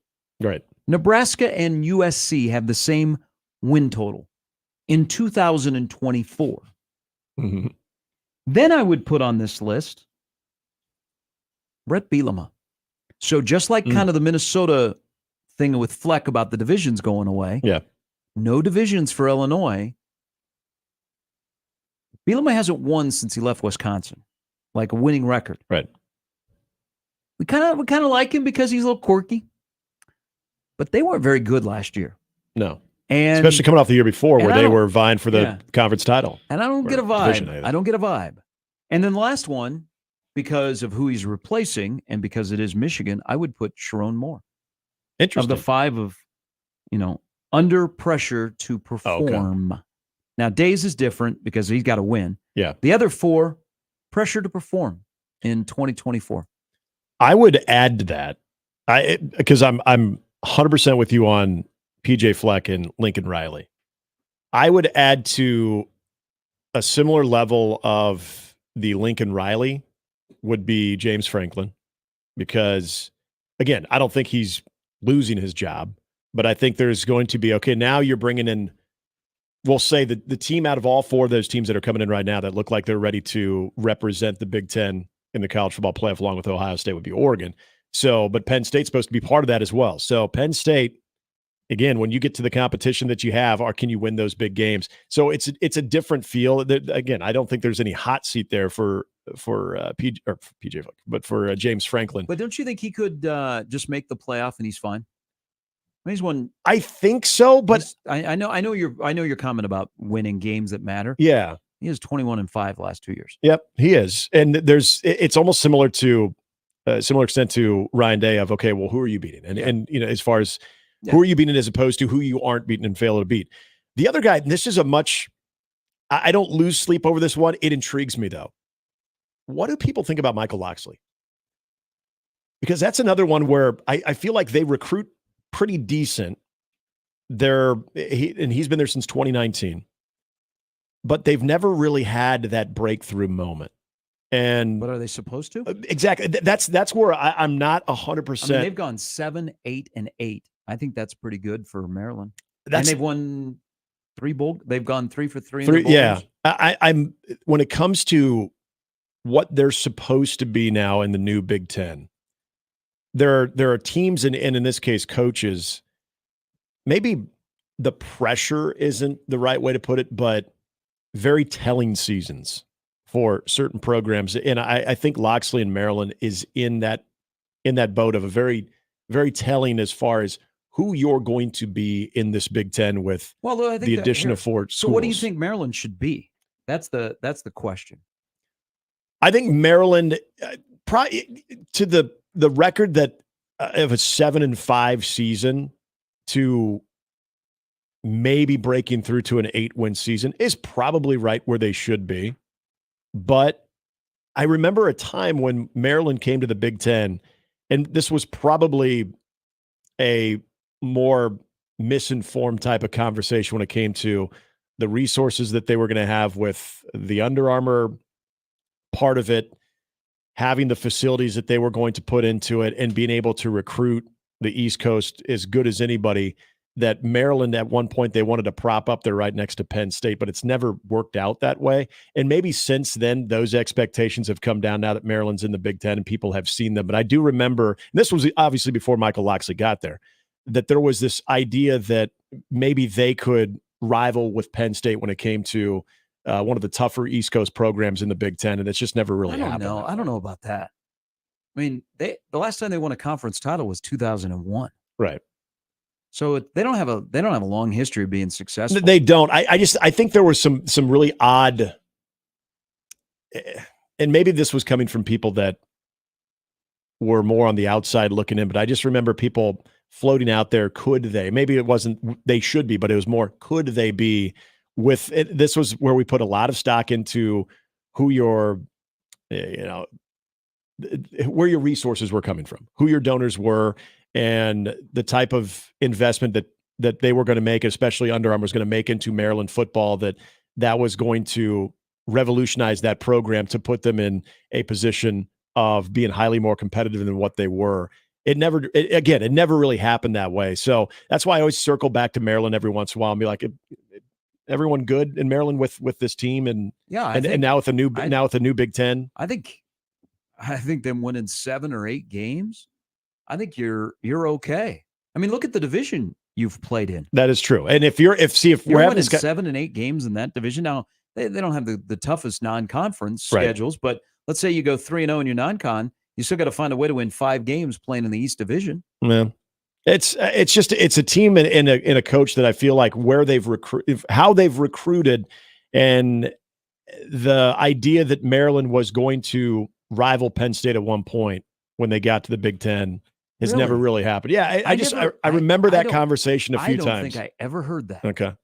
Yeah, it was just one of those things that I was really fascinated by it. It wasn't the same type of hype that like when Nebraska came in the Big Ten of the new bullies of the Big Ten, but it was just this really odd push about, well, there's the Under Armour money, and then there's the facility upgrade they're going to have because of Under Armour, and they're going to be able to attract so many recruits because of Under Armour. And it was a lot to put on your essentially your clothing and athletic wear sponsor. And I just thought that was interesting. And I didn't think it would be that big of a push because of that, but it seemed like, and this was that day and age of people bringing up the way that who you were, whether you're an Adidas school or a Nike school or an Under Armour school, that could really push you one direction or the other.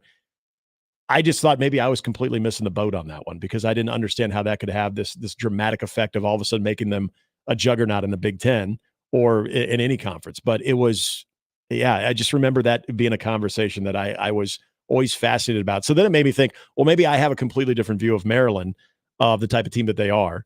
And that's why I go back to asking the question, is everybody that are Maryland football fans or even pay attention to Maryland football on that side of the country, are they cool with what they're getting? I would agree that they were in a weaker football conference with the same amount of money from Under Armour, and they won one conference title in 2001. Wasn't it supposed to step up though? This is where I've lost track of that whole thing with the Under Armour. They got a bailout coming into the Big Ten. Well, yeah, obviously, but wasn't that? They also had a coach who watched one of his players die because of heat stroke. Yeah, they had a lot of bad stuff. I don't know. I think what they're doing is perfectly fine. I mean, 7-8 wins. It might be. It's not a football school. It might be. I always ask the question about Maryland because it was one that always surprised me, that if there were really those types of expectations, or if that was just, hey, what could be with Maryland? What could a ceiling be? And if they had all of those resources that they would get mainly through Under Armour, if that could elevate them to the next level. And I think you've learned, especially in the Big Ten East, but now with no divisions, if they're a team that will be kind of where they are, will they fall back? I don't think they're ever going to elevate from where they are, but will they fall back, or can they stay afloat in that middle tier of a 7-8 win team? Because you think about it, if they can get to, this is where you look at that magic number of being nine wins, all of a sudden you're in a conversation. Could Maryland ever be there? Is that a team that could ever get to that part of their schedule based on, year by year schedule wise?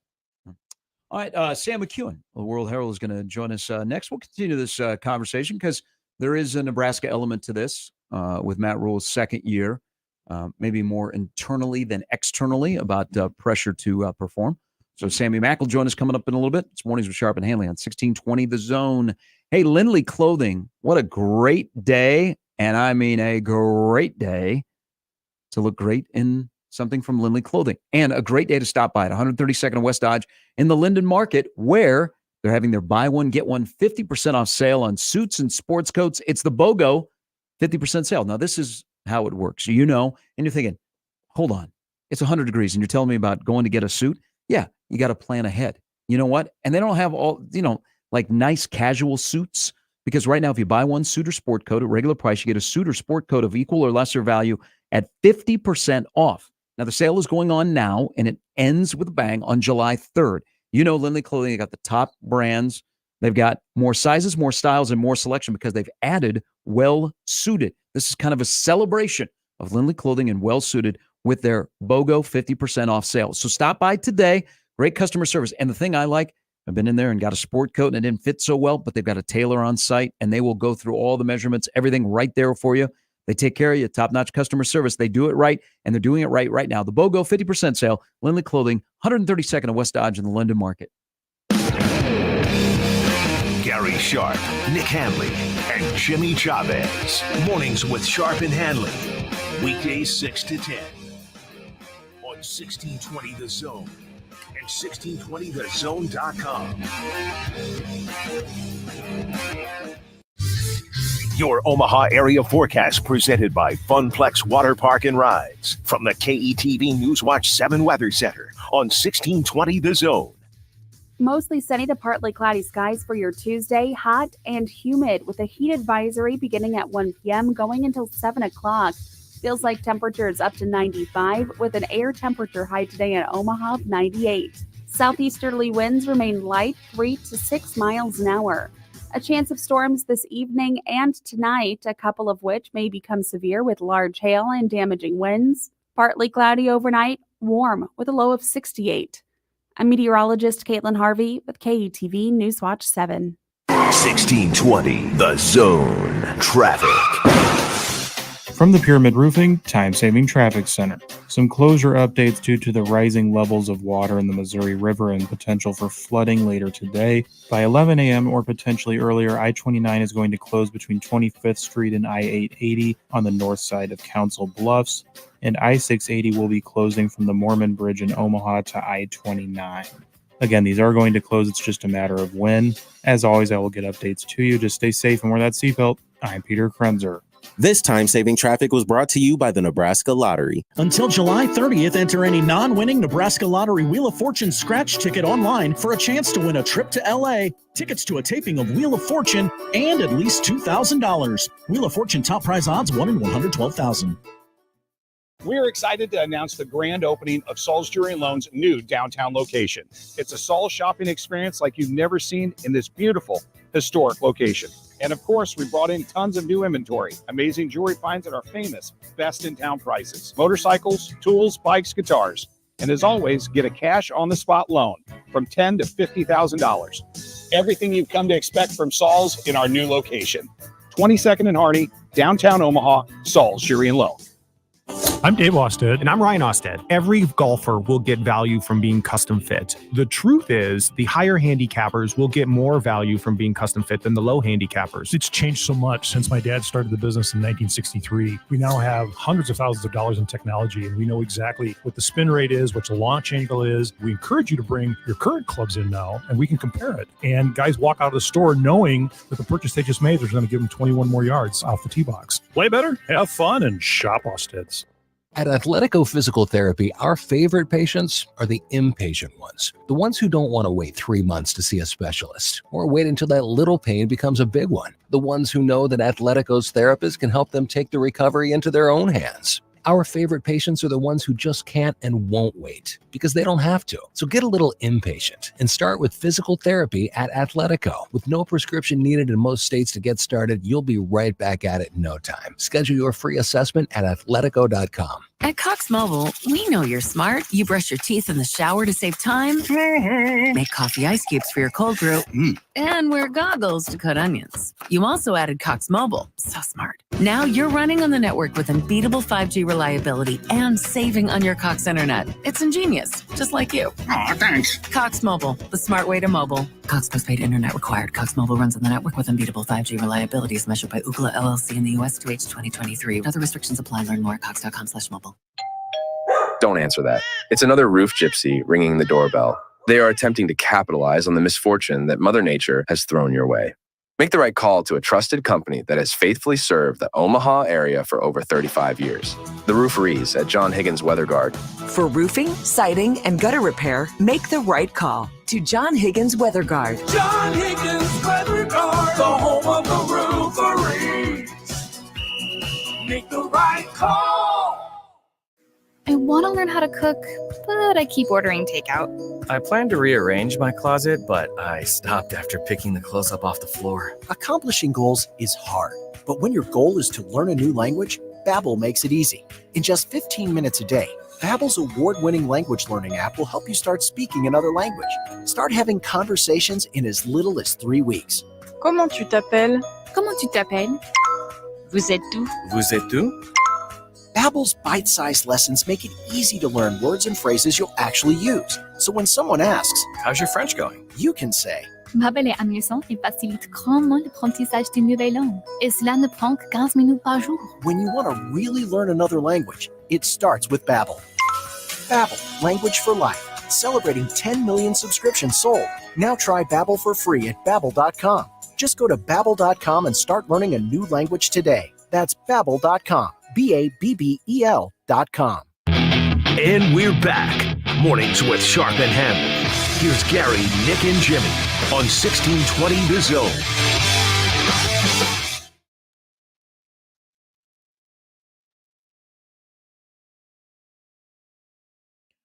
All right, welcome back in. Now it's on to college football. You know, media days are going to be here. The first conference to go to media days is like in 2 weeks. Yeah. Oh, wow. Mhm. We're like, I think 4 weeks from maybe today is Big Ten Media Day. Yes, sir. Indianapolis, where you'll find Sam Mckewon. But you know what? You don't have to wait that long. We get him now from the World Herald.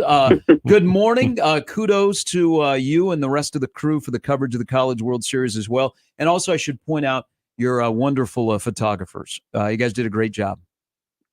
No question about it. You guys, I'm very fortunate to work with an incredible team at the World Herald, and they do almost all of the College World Series. So I get to enjoy the coverage. I read it, and I'm there for a couple of days, but ultimately, we have a really, really good team. You're right about the photographers. You're right about our editing team, which is led by Kristen and Josie, and then, Evan leads our coverage covering it. So it's really terrific. We're very, very fortunate to do what we do, and people always tell us too, like, wow, like you guys are still doing that kind of coverage, and I'm like, yeah, we really are, and so I appreciate that, and I really enjoy the event. I think it's really found its sea legs at Schwab Field, and there's nothing wrong with the SEC dominating this thing. They feel like football games. You're watching that game last night, and I think A&M's up to bat. You hear their fans sort of doing that hum thing they do during the football game. Yeah. When Tennessee's pitching, I'm like, this is what the College World Series should be like. And I've been in the College World since I was a little kid. I mean, I remember the night that Dion played for the national championship, and that was almost 40 years ago. But it's as good as it's ever been. I wish the tickets were a little cheaper, but this is what the event needs to be, and it's really cool. And it was a heck of a night for Tennessee. Hey, so let's shift into football. And Nick and I were discussing earlier, and earlier in the weekend, Nick was talking about Ryan Day and the pressure to win there, and there's no one that's even close to 2024 and the pressure to win. But we started going down the list of, I changed it to pressure to perform, from the guy at USC to the first-year guy at Michigan because of what he's inheriting to the guy in Champaign. But there's a guy in Minneapolis who is very polarizing, who has been successful against Nebraska, and quite frankly, in his time at Minnesota, he has been successful. But last year felt like a step back. How would you assess the general vibe around PJ Fleck and Minnesota football prior to the 24 season? I think it's been a pretty good relationship up there, and I think they have had more success there than they've had really since they were really, really good in the 50s and 60s. But he's a guy that I think he's super competitive, and I think deep down he's not really satisfied with being in a program that's winning 7, 8, 9 games. He wants to be in the playoffs, and I think there's some sense that maybe that's not something that he's necessarily going to be able to do up there. That may be one of the things. And then I also feel like, he just kind of needs to be in the spotlight. And in that city, he's actually in a good place because he's not overexposed, but he's not overexposed up there. I mean, anybody who lives up there and knows that place will tell you Vikings are number one in the pecking order. And then probably the T-Wolves now. Minnesota football is down the list. Might even be behind Minnesota hockey in some years. And so I think he probably chased a little bit at that. He probably looks at Ohio State and says, I could do what Ryan Day does, and I could probably win one more extra game than Ryan Day wins. I'll be honest. I think there's probably a lot of coaches who think that of Ryan Day.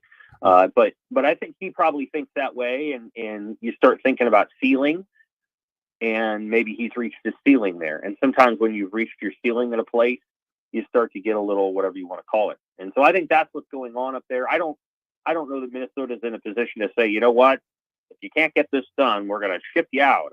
I don't see that. I think he's probably a good ambassador for the university, but there may come a point where he's like, in order for us to get here, I need this. Mm-hmm. And they're like, no, we're not going to give you that. And so that's what I think is coming up there.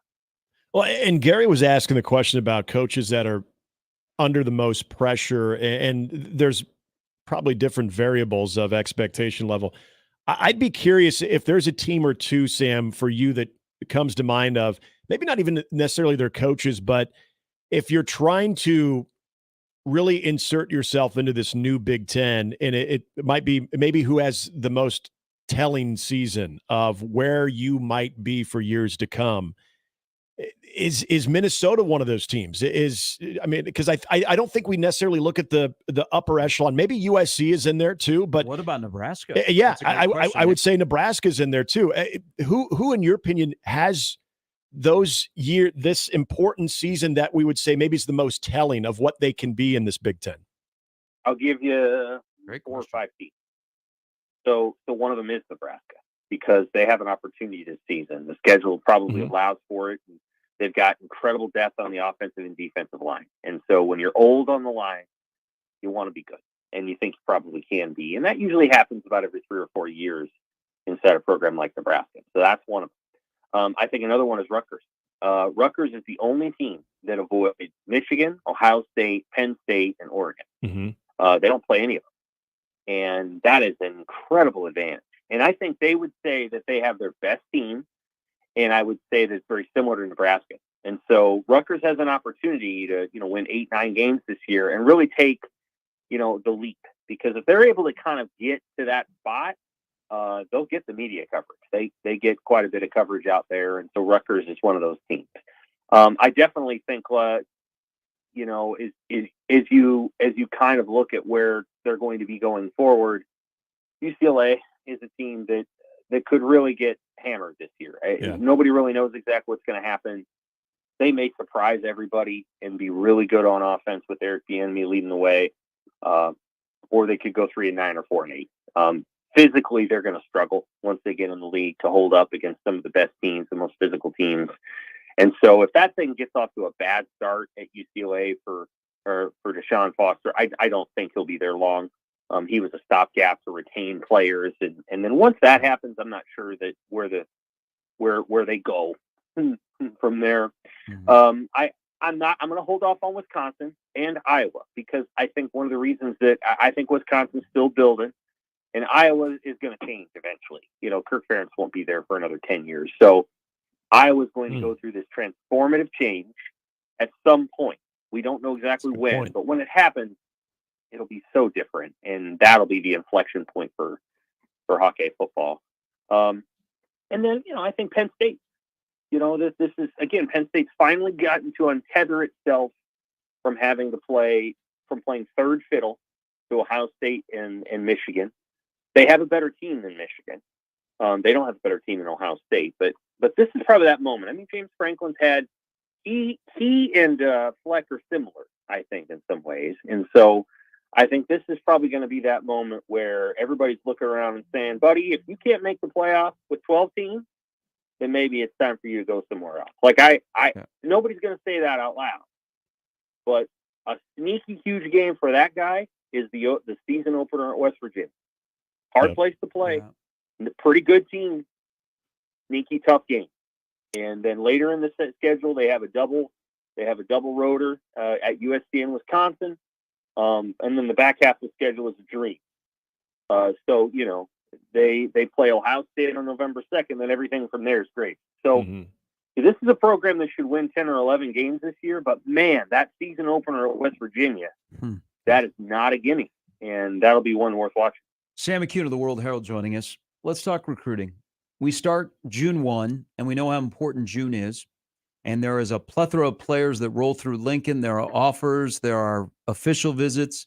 Now it's June 25th, and you can kind of get the sense of where I'm going here because it's still June, but I just watched in the last 48 hours 3 offensive linemen that I really like choose Oregon State, Tennessee, and Texas. And Nebraska was probably their 1, 2, or 3 in that mix. What's your general vibe on how and Nebraska could get a couple of commitments here in the next week because we're up on a dead period. What's your general vibe of where recruiting is right now after this important month? I think they're probably so. First of all, just to agree with you that there were some guys that they probably wouldn't have minded getting who just committed elsewhere. And Project Show went to Auburn, and he was probably in there too. I think they're going to get some more commitments. They have a giant roster, so it's so large. I don't know how many more years you can just add 30 guys, and so they're probably going to be a little choosier. The names that I'm watching are Dawson Merritt, Christian Jones, Chase Lofton. John Mills is one of them. He just committed to Texas.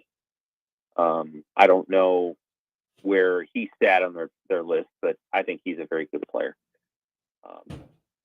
They got Jamarian Parker, which I thought was a big deal. I think that was one of the top guys on their list. I won't try to say his last name, but S.J. Alafatuli, I think that's how you say it. I didn't know his last name. He's one that I think you're watching really closely, just to see if they're able to land him. So there's some guys at the top of the list that you want to get. Everybody else, whether it's Bryson Weber or it's Noah King or it's Will Hawthorne, or if you want to fill your class out, you'll get some guys to jump in the boat. Like that's not a problem at all. Yeah. They'll get guys if they really want them. But you gotta be thoughtful about who you're going after and what you want to accomplish there. So like I suspect, for example, they might land Sean Hammerbeck, the guy from tiny Winter, South Dakota. And yeah, that's fine. You can get Jason the Chachak when you want to get Jason the Chachak too. The question then becomes, okay, did you get the guys that were at the very top of your list? Right. And I think Nebraska has gotten a few, and they've missed out on a few. So that'll be something to watch going forward. They'll get some commits from corners and receivers and skill guys, but you know what? Scott Frost and Mike Riley and Oakley, they were all able to do that too. So what I'm watching for are the top guys at the list, and the jury's still out on some of those guys. Sam, how unique is the Mekhi Nelson addition, but maybe more unique the path that he finds himself now in Nebraska when he was going to reclassify, and there's all of a sudden now we know that he's part of the 24 class. Take us through this and just how this is obviously a little bit different than what we're kind of seeing with what Gary's bringing up and what we're typically following here in June when we're getting so close to the fall camp. They didn't have a running back in the 24 class because Kewan Lacey went to Missouri. Right. And so they wanted to add, they had an opportunity to add a guy. He's a prep school guy, not unlike Alante Brown back when they added Alante Brown to the roster. Not unlike Kyron Williams, for people who remember him. He was at the U.S. Air Force Academy school, I think, and they added him back in 2014 or something like that, added him late, and turned out to be a pretty good player. So I think that's probably what they're hoping for here. Let's get this guy on the roster. You don't have to play him. You can redshirt him. You can watch him develop. I think he's a combination of a Will Nixon. I don't know. He's a running back receiver type of guy. So, he can do a couple of different things. I think he'll be a fine addition. I'm always looking for, again, game changers. And I think Parker from St. Louis is that. And so he won't be here for another year. I'm sure they're really intrigued to see if Quentin Ives can take that jump. He's got some physical attributes too. Running back is a position where I think they're comfortable with a lot of know-how and toughness and work ethic, for sure. Because you kind of know what you're getting there. You're getting Emmett Johnson, who I think is a hard worker and will play hard and is very competitive and driven. You're getting Gabe Irvin, we'll see physically talented when he's ready to go. You're getting Ramir Johnson, who, Ramir, nobody plays harder than Ramir, but obviously he needs to stay healthy. So, and you get Dante Dowdell. So, it's a decent group. We'll see what they do with it. Kai Nelson is probably a redshirt option, and, we'll know more about him a couple years down the road. In about 2 months, when Nebraska plays UTEP, sticking with running backs, who's the guy that lines up behind Raiola? I think it's Emmett Johnson. I think his spring gave him the opportunity to grow as a player, and I think there's no reason to assume if Nebraska's playing as many games as it wants, so let's say that's like 13 or something, there's no reason to think that Emmett Johnson is going to get 72% of the carries. We'll do this at some point and see what the percentage of carries are, but the reality is you're going to need 3 backs to get through the season. I think Emmett's probably earned the opportunity to stay there, and I think they may try to flip the script with Gabe Ervin and say, you know what, dang it, this is a guy we want in November. Let's be smart about how we play him in September. Like, this is a guy, Gabe Ervin's a guy that you want to be able to roll out there at USC on, a 57-degree night, and they don't want to face it. Kind of like Devino Zigbo in that UCLA bowl game. Like, nobody wanted to tackle that guy. That's when you want Gabe Ervin, and they haven't had Gabe Ervin for any of the November games since he got here. And so I think it would be wise to try to find a way to get Gabe Ervin in November. And then I think Ramir Johnson will have a role. And it may be that he's able to beat out Emmett Johnson. That would surprise me. But, Ramir plays awfully hard. And certainly his teammates like him a lot.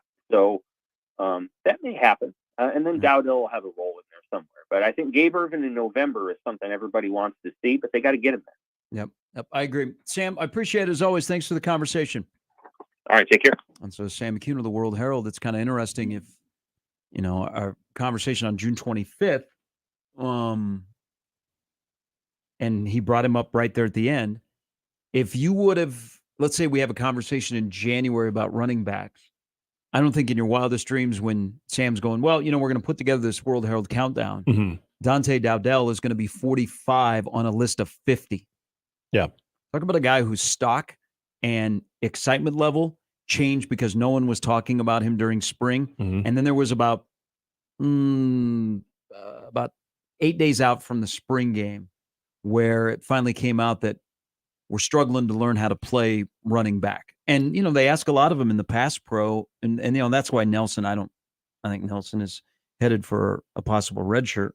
But the Dante Dowdell is one who to watch when we get to the fall, because there's going to be an odd man out. Ramir Johnson, Emmett Johnson, Gabe Ervin, Dante Dowdell. Not that they're going to get rid of him. Right. And then, they want to see Ives. But somebody's not going to get the football and is going to have to live with it. So who are you going to vote off of a running back island? Yeah. First and foremost, the Dante Dowdell, I like many other people, was extremely high. That was high on him. That was your guy that was going to get the bulk of the carries. And as you pointed out, you learned that there is a process that you were hoping to be a little bit more further along. And then there's that part of Emmett Johnson, just when you're ready to say, okay, Emmett's going to take maybe a lesser role than how he finished this season. The kid keeps coming, man. And so there's good and bad to both of that. This is where I wonder the conversations that have been had about Ramir Johnson of, remember that Michigan game. Let's do more of that with him. Let's get him more involved in our offense. How much action is going to be put into place when it comes to Ramir Johnson? Because I think Sam brings up a really interesting point about Gabe Ervin. I am not high on Gabe Ervin. I've made that very, very clear. But he does bring up a fair point. You have not seen him in the second half of any season. And he's more of a physical type running back that can inflict a little bit more of that physicality on the defense that maybe at that time of the season, depending on who you're playing, could be a little bit more worn down. So maybe there could be more value to just the overall body and running style of a Gabe Ervin. And this is where, if we're factoring in all of those things, where I don't think you're going to completely give up on Dante Dowdell because of trying to be more of that complete running back. To me, that leads into the question of, okay, then what role do you have for Ramir Johnson? That's probably where I'm going right now. If that's where we're looking at all of these guys, I did want to ask, does Mekhi Nelson, does he fit the Duck R position? Anytime I think of the old running back slot combo, I think of, oh man, wait till you see these Duck R guys that they're going to be bringing in. That's going to be a position that you're going to just love. I don't know what they're going to, it's going to be the MA position. It's the move around guy. Move around guy. Okay. So something Sam, we got to go to a break here, but something Sam mentioned that Sean Callahan was the first to bring this up. This is, and then there's, as we transition, because we're about to find out, and I think it's going to pass, that there are unlimited coaches that can coach. Mm-hmm. So Nebraska may add to their staff, maybe not, but that's coming up here this week.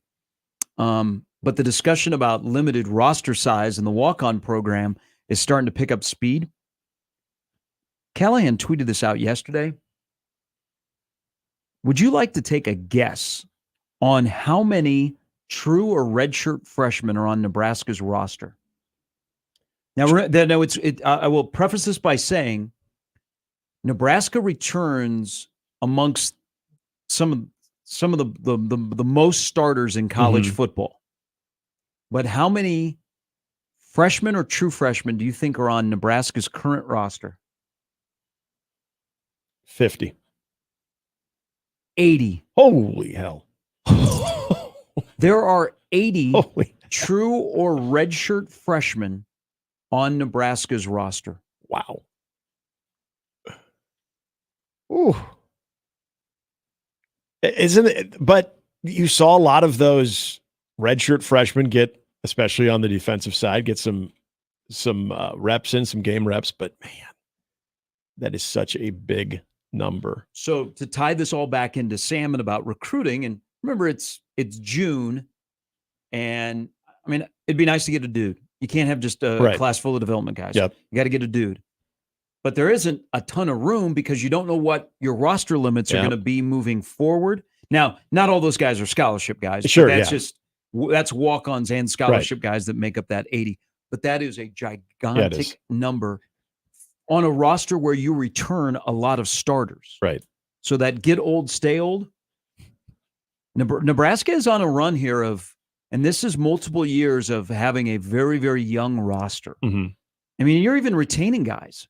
So it's going to be the balance of what Rule does moving forward if there are roster limits. Yeah. And what your class size is going to be in 25 with the 25 class. And if you're going to move some guys out and transition when the season is over. I mean, you have to be the capologist as well. Not only a football coach, CEO, capologist, your general manager, all that kind of stuff. There's a staff position. There's your general manager right there. All right, Brian Christopherson's coming up a little bit later. Andy Kendi will stop by as well. And we'll ask the question, would you call this a good College World Series that just concluded last night downtown with Rocky Top, you'll always be number one in baseball to me. Good old Tony V. How many times did you see I'll be going to Weigel's with you on top of the college baseball world, but it had in parentheses on Rocky Top? Yeah, you cannot do a final call last night without on Rocky Top or Panthers are no longer endangered. I don't know. You might be on an island on your own, but I respect the creativity as always. As always, you should pat yourself on the back on that one. That was. I wanted Sean McDonough to say that. Oh, we get a Sean McDonough one in there too.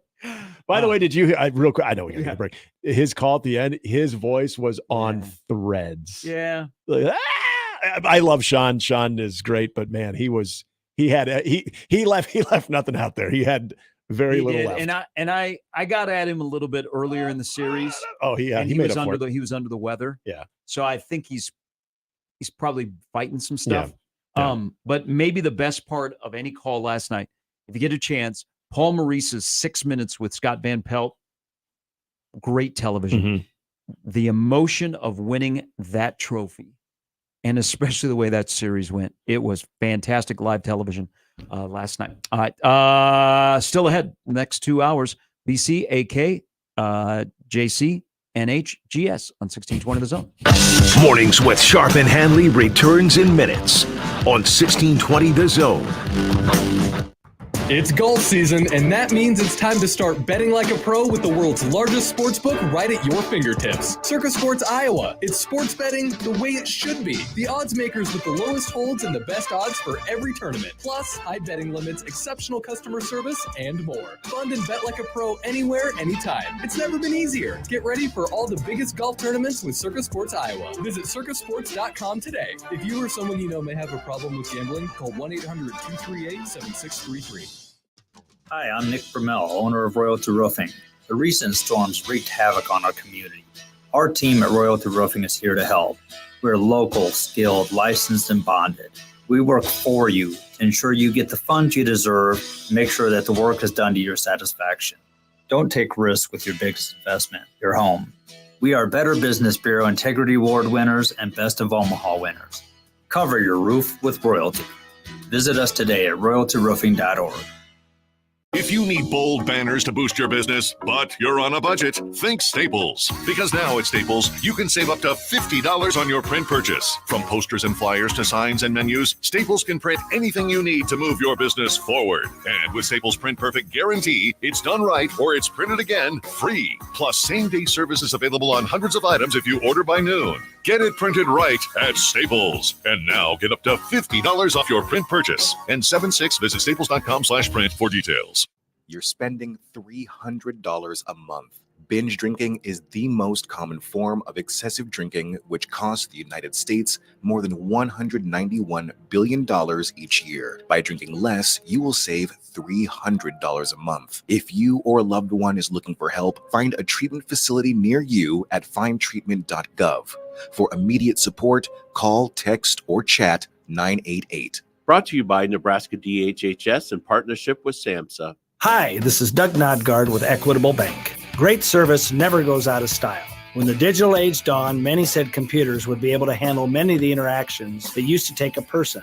Boy, were they wrong. How many times have you called your bank and gotten a recording to press 1 or 2?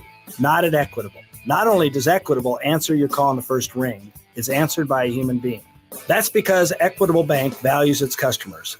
Equitable Bank, we take banking personally. Member FDIC. Prescriptions require an online consultation with a healthcare provider who will determine if appropriate. Restrictions apply. See website for details and important safety information. Subscription required. Price varies based on product and subscription plan. Hey guys, did you know there's a generic form of Viagra that works just the same but is 95% cheaper? And you can get it online at hims.com/radio. Through HIMS, you'll get a free medical consultation to determine the ED medication that's best for you, discreet shipping if prescribed, a 100% online process, and a range of treatment options, including trusted generic alternatives to the name brands, at up to 95% off. ED is personal, and at HIMS, so is treating it. Just go to hims.com/radio and get connected to a licensed medical provider online for free, with zero copay, no expensive appointments, and no awkward face-to-face conversations. To start your free online visit, you need to go to this exclusive address, hims.com/radio. That's hims.com/radio for your free online visit. hims.com/radio. Host is roasting every morning. Host is roasting every day. How does Host Coffee provide the best coffee for your workplace? By finding the richest and most robust coffee beans from all around the world and bringing them to our Nebraska roastery, where your coffee is roasted fresh and delivered straight to you. Proudly serving Nebraska since 1972. Host Coffee is always roasting something good for you. And we're back. Mornings with Sharp and Handley. Here's Gary, Nick, and Jimmy on 1620 The Zone. Kyle says, yes, it was a good College World Series. Highest average attendance ever. 371,000 went through the gates. I would say it's a good College World Series. I mean, there were a couple of memorable moments.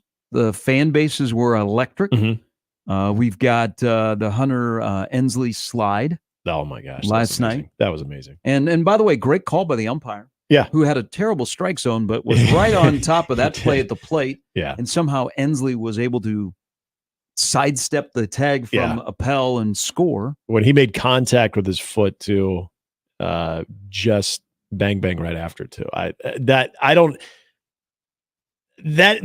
know if people are going to give that play after a couple of weeks of letting that breathe give that play enough credit of being able to shift on a dime like that and avoid basically a catcher who is occupying pretty much the entire territory that you need to avoid. And being able to do that the way he did is he's going down that line at the catcher, and then to adjust your body going full speed like that, I don't know how he even did that. It really defies logic. It was unbelievable. It was like, wow. Yeah. What would constitute a bad College World Series? Weather?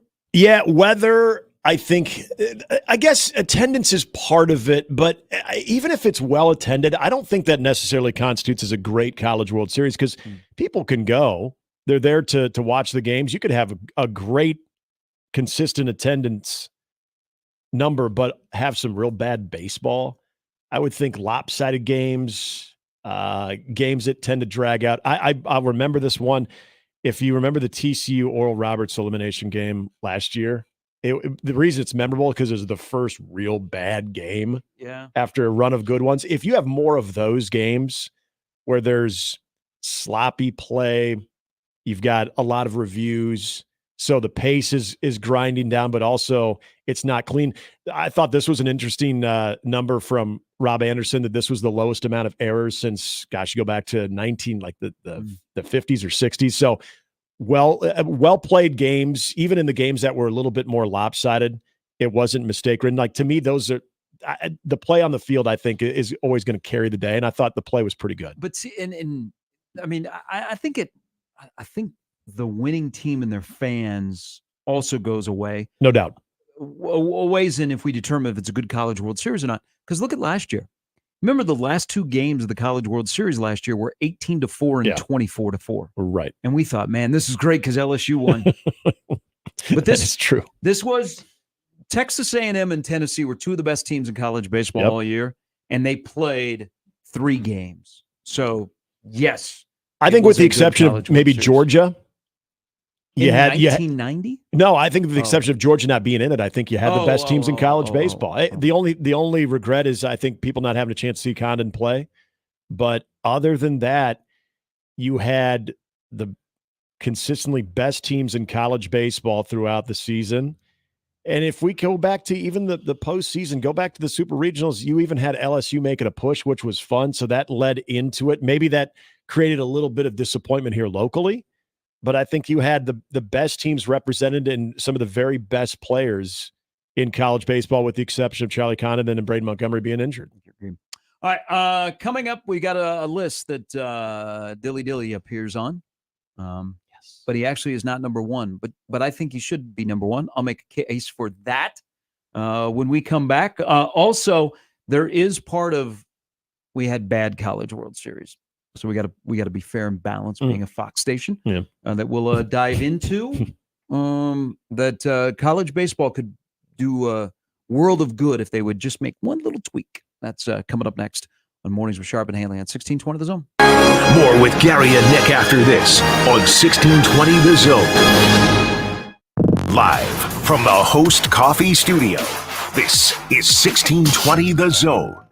1620 The Zone. Traffic. From the Pyramid Roofing Time-Saving Traffic Center.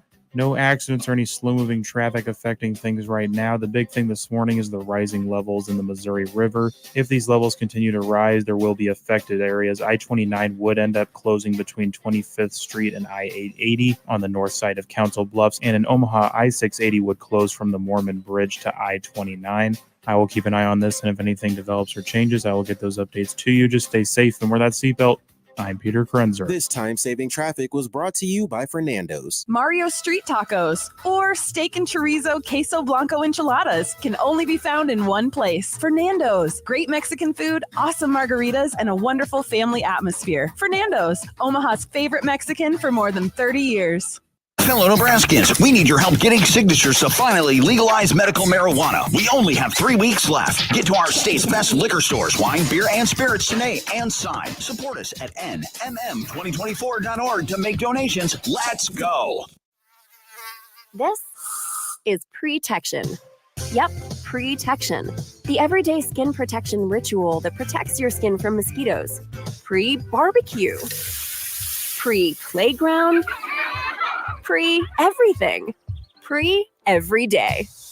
Prevention is the best protection. This summer, make sure you have OFF, the #1 dermatologist recommended repellent brand. SC Johnson, a family company. If there's one thing that you can count on every spring, it's that we're going to have to deal with some hail. J-Tech Construction is the company to call to make it right again. J-Tech Construction specializes in siding, roofing, windows, and gutters, even solar. They're trained for insurance claims assistance, and they can help with your insurance company. Turn to the team the Huskers turn to, J-Tech Construction. Use your favorite search engine to find J-Tech Construction online and schedule a free estimate today. ZZ Top, the Elevation Tour. October 1st, Liberty First Credit Union Arena. Playing all their classic hits. ZZ Top. On sale now at libertyfirstcreditunionarena.com or at the box office. The backseat. Check the backseat. All right, come here. Check the backseat. Gets in your head, right? Good. Because every year, dozens of children are forgotten in the backseat of a car by a parent or caregiver. All never thought it could happen to them. But with changes in routines, distractions, or a sleeping child, it can happen to anyone. Parked cars get hot, fast, and can be deadly. So get it in your head. Check the backseat. A message from NHTSA and the Ad Council.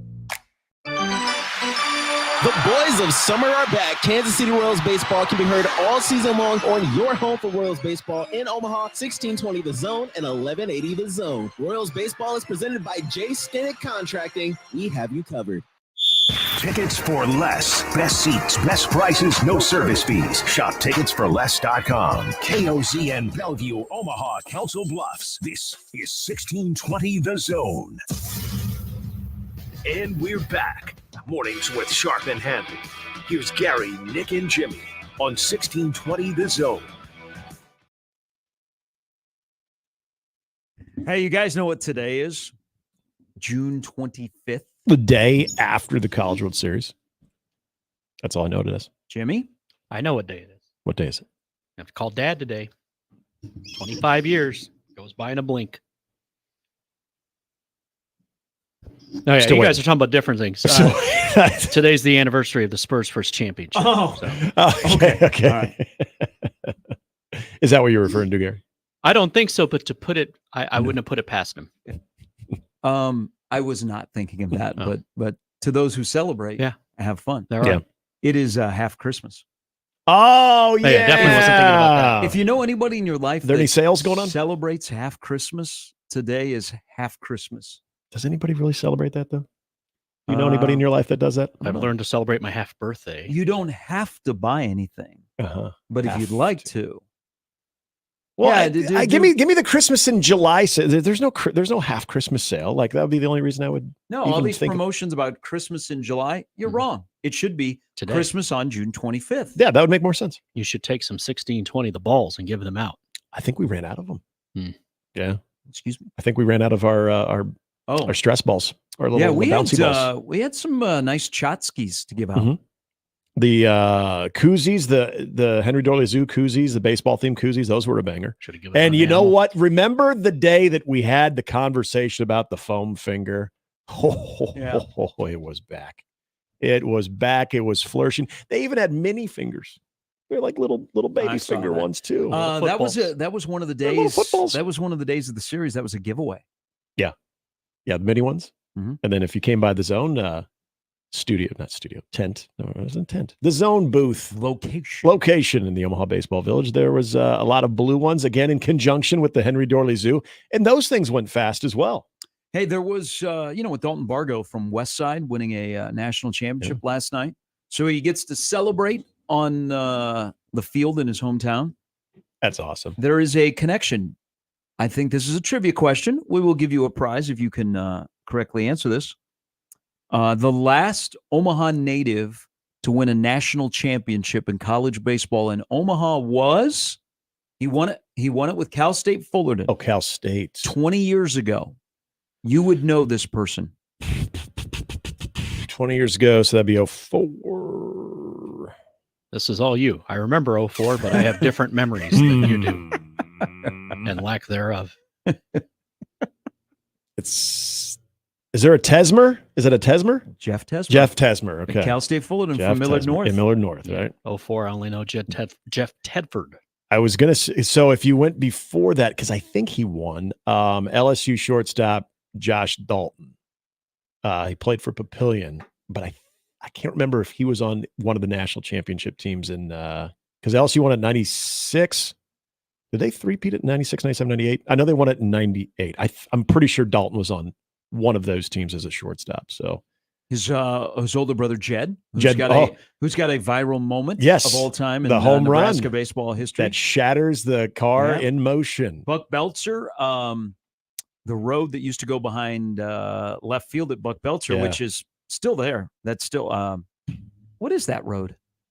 I don't remember what the road is. Okay, so so everything that's been changed. It's right by a dorm, right? Well, because Buck Belzer. So where the championship center is and the practice field, is where Buck Belzer used to be, right? Because you used to, over the edge of the stadium in North Stadium, you could look into Buck Belzer. So that's where Nebraska used to play baseball. But that road that went behind the scoreboard and the left field fence, and then across the street was Mount Buck, and it's last year. That road has never changed. So that's the same road. I can't remember what the name of that. That's not Stadium Way.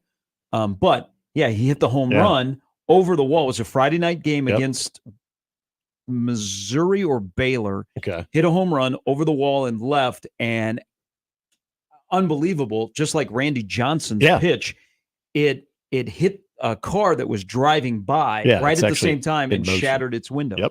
Made SportsCenter. Yes, it did. And it's, if you watch a lot of baseball blooper reels, even to this day, it's on there. I mean, that play is on there. It's gone beyond just even the college baseball highlight reel. So, and I know Jed, that's it, because he actually was a damn good player. He was with Darren and everybody too, but he was a damn good player.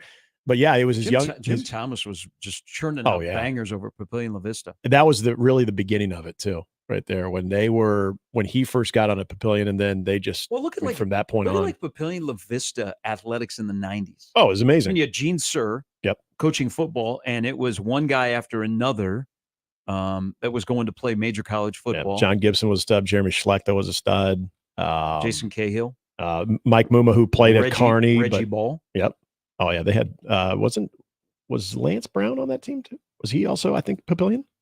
I believe he was. They were. And then baseball. They were damn good. And then with Jim Thomas, one of my favorite guys, just an amazing person to just even sit and have a conversation with. But they're the baseball talent they had. We brought up Ryan Worley when we were talking about some of those old. And he was a stud as a freshman on what was a loaded team. Scott Caskey was a great player. Kevin Dooley, I think, pitched for Creighton for a little bit. Brad Hutt, K-State. Yeah, I mean, they were churning them out. Speaking of Lincoln, I was alerted to this last week. The watering hole on O Street is closed. What?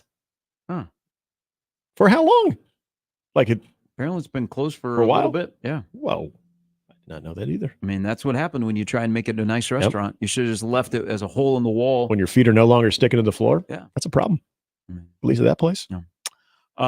Brian Christopherson, who probably has spent lots of time at the watering hole, will join us coming up at 9. Andy Kendi, who has not spent any time at the watering hole, will join us about 9:45. You want to talk the way we can fix College World Series, or you want to talk Dylan Raiola? I feel like we could talk College World Series and then lead the Dylan Raiola. Talk that, and then we can maybe get Brian's thoughts as well. So we have to address the length of some of the College World Series games and college baseball in general. The championship games were a little bit longer. Yeah. Especially Saturday. I think the average, that was about 4 hours. It was, and it wasn't like extra innings or anything.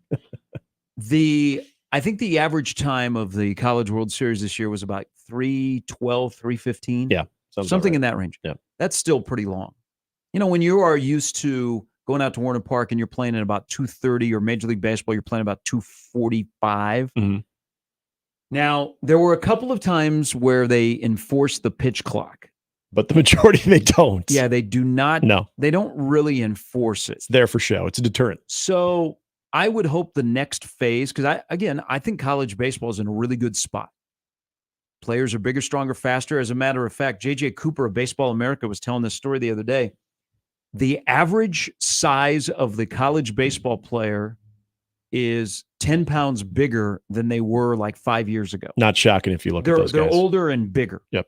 Look like grown men. So, and the game plays normal. Like the home run is part of it, but it doesn't seem like it's gorilla ball. Okay.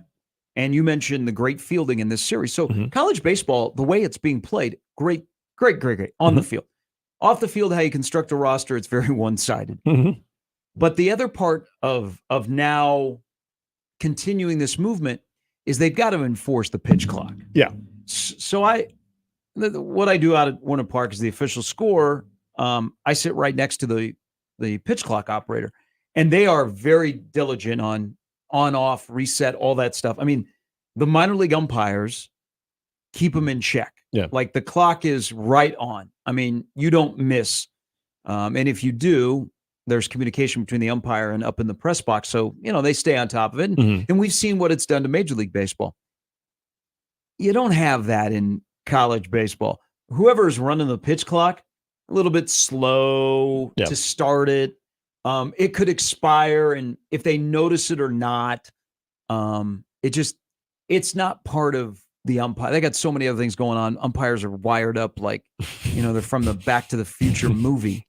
But that's the next step. If they're going to have a pitch clock, they got to enforce it. Whoever is running it to start it on time, the umpire to enforce that. They do a lot better job of keeping guys in the box. But I think that's the next phase of college baseball taking that next step. Is if you're going to have it, enforce it. Yeah, and time spent inside and outside the batter's box was a major part of the emphasis last year. We saw even they were almost too strict about it. There was a couple of those viral moments last year. One of us in a Florida game, and I can't remember who the other team was, where a guy literally, I don't even know if he spent more than a second and a half outside the batter's box, and then he came back in, and they didn't give him a warning or anything. He was called out on a strike 3 because he already had 2 strikes on him.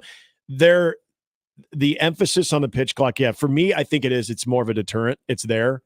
So you hope that the players will speed it up. And this ultimately benefits the players that are going to go to the next level because you're going to have to deal with that anyway. So it's kind of like the shot clock in high school basketball. Why not implement that if these guys are going to go on and women are going to go on and play college basketball? Well, you're already getting a chance to experience that. You're already used to that. And so how can that hurt? The other thing that I've noticed when I've gone to Storm Chaser games and even Major League Baseball games here in the last few years, the time in between half innings too. When you get that third out, because there is still a pretty decent lag time in between innings, in between half innings after that third out is recorded compared to what you see at the professional level. So those two elements of you already have the technology to put things on a timer needs to be enforced. But I would also think those two things being enforced more consistently of the pitch clock, but then also, because I don't think they have a clock in between half innings, do they? No. Not in college baseball. No. And that's another thing that I think is AAA majors. Yeah, I think that's another thing that helps the pace move along so you don't feel like there's this huge commercial break. Guys are getting in and out. They're back on the mound. They've got their 8 to probably, I think it's still 8 pitches before the next batter comes up. And boom, you're ready to go. You don't have a timeout coordinator out there holding. Oh, no, not ready to go. So that's another part of the college game. Those little tweaks right there, which people will never notice. And I don't even think the players and coaches, it's not going to bring some type of disadvantage. Those subtle little things like that, you'd be amazed on how much time that can shave off. Yeah, and I'm not into the looking at game time. I'm into pace of play. Yep. And I think that helps pace of play too, because most pitchers you see, they're rhythm guys. We could play a 3-hour and 15-minute game, but if it doesn't feel like it, like the game on Saturday night felt like a 4-hour just marathon. Yep. And I mean, last night wasn't quick. Well, I was talking to Connor about this. It was one of the I think it was the Creighton, South Dakota State game that we were doing. It felt like it was going on forever. And then when the final out was recorded, we realized it was 2 hours, 45 minutes, maybe. It wasn't that long from a time standpoint, but it just had that pace of like, ugh. And you're going to see that midweek games, but that's the one thing I've noticed in college baseball. The majority of pitchers you're going to see are get it and go guys. They're going to be in the rhythm. You don't really see a lot of the overly deliberate pitchers anymore. So it shouldn't impact that. It's the pace, and I think that tone is always set on the mound, but I think it's always up to the umpires to enforce that type of pace of play, not just dwelling on the clock itself, but also getting guys in and out, because after a while, when you're used to that and you're used to a clock, everyone just is in that routine, and it helps speed things up. All right, 25 past the hour. Brian Christopherson going to join us top of the hour. We come back. Interesting year for true freshmen in college football, including the guy that is in Lincoln that did not see yesterday, did not go 3 for 3 at the CWS. Probably a throwing session. Getting them wide receivers some balls. They do have some evening stuff on Monday. You're all right. Is that temperature right on channel 6? I think they're channeling Phoenix. Okay. I caught that too. Because what did it say? It says 99. It says 826 and it's 99 degrees. Which is common there. I'm showing 82 here. Maybe that's the feels like. Yeah, so their weather Could be. Their weather temp has 99. We take back what we said. These are the fear mongers. It was swassy out yesterday. It was who? It was swassy. Okay, I like that word. Yeah, it was swass. Corn sweats. It's warm. We had the corn sweats here. You ever been to a place where you've seen the corn sweat? Never within my own eyes. No, never seen it, but I know it's a thing. It sweats when I put the corn in the boiling water to eat. But no, I've never watched the corn sweat. I didn't detassel, Gary. I didn't detassel. Yeah, but you're a Midwest guy. I know. So if I'm a Midwest guy, I at least have lived 45 years. I should have seen corn sweat. Okay, so it is well known that I prefer the heat. I don't turn on the air. Yeah. What is it? There are people like you. So when I got home last night from the College World Series and I entered my house, would you like to tell everybody what the temp was in my house? In the house? Oh my God! You put a comforter on? Well, like midway through the night. Oh Let's my see. God! And it was AC was off all day. Oh, I was going to guess 93. Oh my God! How about that? 88 degrees. Yeah. What is wrong with you? It wasn't bad. Oh, Honestly, it was not bad. As a future resident of Destin, I can approve of this. This is so. Texas, Florida, wuss. You don't see us here. bitching because it's warm in a day in June. Wow. You know how bad I was suffering when it got to 81 in our house? I was so just infuriated. And you're basking in 88 degrees. My God, now, what is wrong with you? before you lump me in with him, our AC was at 70. It was Astrodome cool in our place last night. But I understand where he's coming from. Oof. The older I get, I understand. My dad's the same way. Oh, the older I get, the extremes. So when it's hot in the house, it affects me probably even worse. Yeah, the cold does too, but 88. What is wrong with you, man? And you put the comfort on. That's the part that gets me. So when I wasn't paying the bill and living at home, you brought up the Astrodome. Do you know what I always thought the temperature should be in our house with the AC on? 68. 72. Yeah, 72 is a good number. Because when you would go to the old, and I was enamored with Bob Casey, the late Bob Casey, the legendary PA announcer at the Metrodome for the Twins, and he would give the temperature. Yeah. And at first I thought, wow, this is odd. They're playing in a dome. But every game, it was 72 degrees in the Metrodome. So I thought that's what our house when I was a kid growing up should always be is 72 I love degrees. that. Because that's what it was in the Metrodome. Yeah. And if it's good enough for the Metrodome, then it should be good enough for your household. Isn't that essentially I tried the that universal? argument. And they're like, nope. It didn't go well. What? The Hemisphere Arena's that? Let's go. Why don't you go move to the 77. Hemisphere Arena? Okay. Isn't that the universal temperature inside most domes is always 72? More I'm or sure less. there's probably variations of it Maybe a based couple on size. degrees less. Yeah. Nice. 72 is a good number. 72 is a good That's number. that's what we have our it feels great in our house at 72 right now. We're good with that. What's the feels like temperature? Heaven. But I don't know the number. 88. That's impressive. That is impressive. Here's a little nugget for you. How'd you sleep last night? I slept fine. Like a baby. Okay. I slept fine. Man. I didn't sweat up. Like I didn't wake up and my t-shirt was like drenched in sweat. There would be a wet silhouette of myself on the mattress if I had it at 88. Oh, I'd be like a giant diaper, right? I sweat really bad. I'm just used to it. I'm Bruce Pearl. Quick little nugget. Quick little nugget here from a few of our listeners because they know we like history and we're old. Indeed. Ooh, this is one where you go, has it really been that long? 15 years ago today, Michael Jackson passed away. How about Wow. that? What was the other? There was another anniversary of someone who passed away that was like 19 years ago, and I couldn't believe it was that long. Oh, no. 2005? I really don't remember. Gosh, I'm trying to remember. It was brought up just the other day, and I was like, God, has it been that long too? Wow. Thanks, Ted, for sharing that. Did you guys know this? Did not. No. 15 years. Still, I mean, Thriller is one of the highest selling albums of all time. Heck yeah. And he'll always be one of the most influential artists of all time. Yep. Eddie Van Halen. By the way, beat it. John in the Equitable Bank inbox says Gary is a psycho. Not really. My only connection to Michael Jackson. So you remember the monkey that he had? Yes. So what? When the Where are we going with this? So this is my minor league baseball days. Oh, okay. God, your minor league say stories. worked at Broadcast House. You need to for do a a time. podcast on the minor league stories, by the way. There's still some people that work there that I want to protect You their don't have to name innocence. names. So when they took his monkeys away, they brought him to a monkey retreat in Southwest Florida. There's a different name for it, but Publix. I like Monkey Retreat better. Okay, so I found this out. What it had his monkey had a funky name. Yeah, you're right. I think Okay, Funky would be a great so Funky Monkey. I wanted to. I gotta get the name because I'm getting it. Okay. Oh wow. What do you Google there? Michael Jackson's monkey. That's Bubbles. That should go well. Was it Bubbles? It was Bubbles. Okay. Yep. So Remember her from Back to School. Bring in the Bubbles. let me get the whole story right here. Oh yeah. Okay. So Bubbles, by the way, still alive. Yeah. 41 years old. It All lives at the right. Center for Great Apes in Florida. This is a true place. Yep. So I reached out because I said we would like to have a Bubbles night at the ballpark, and we'll do whatever. We want people to come to see Bubbles. At first, the people thought I was crazy, but then they had to confirm that I was real.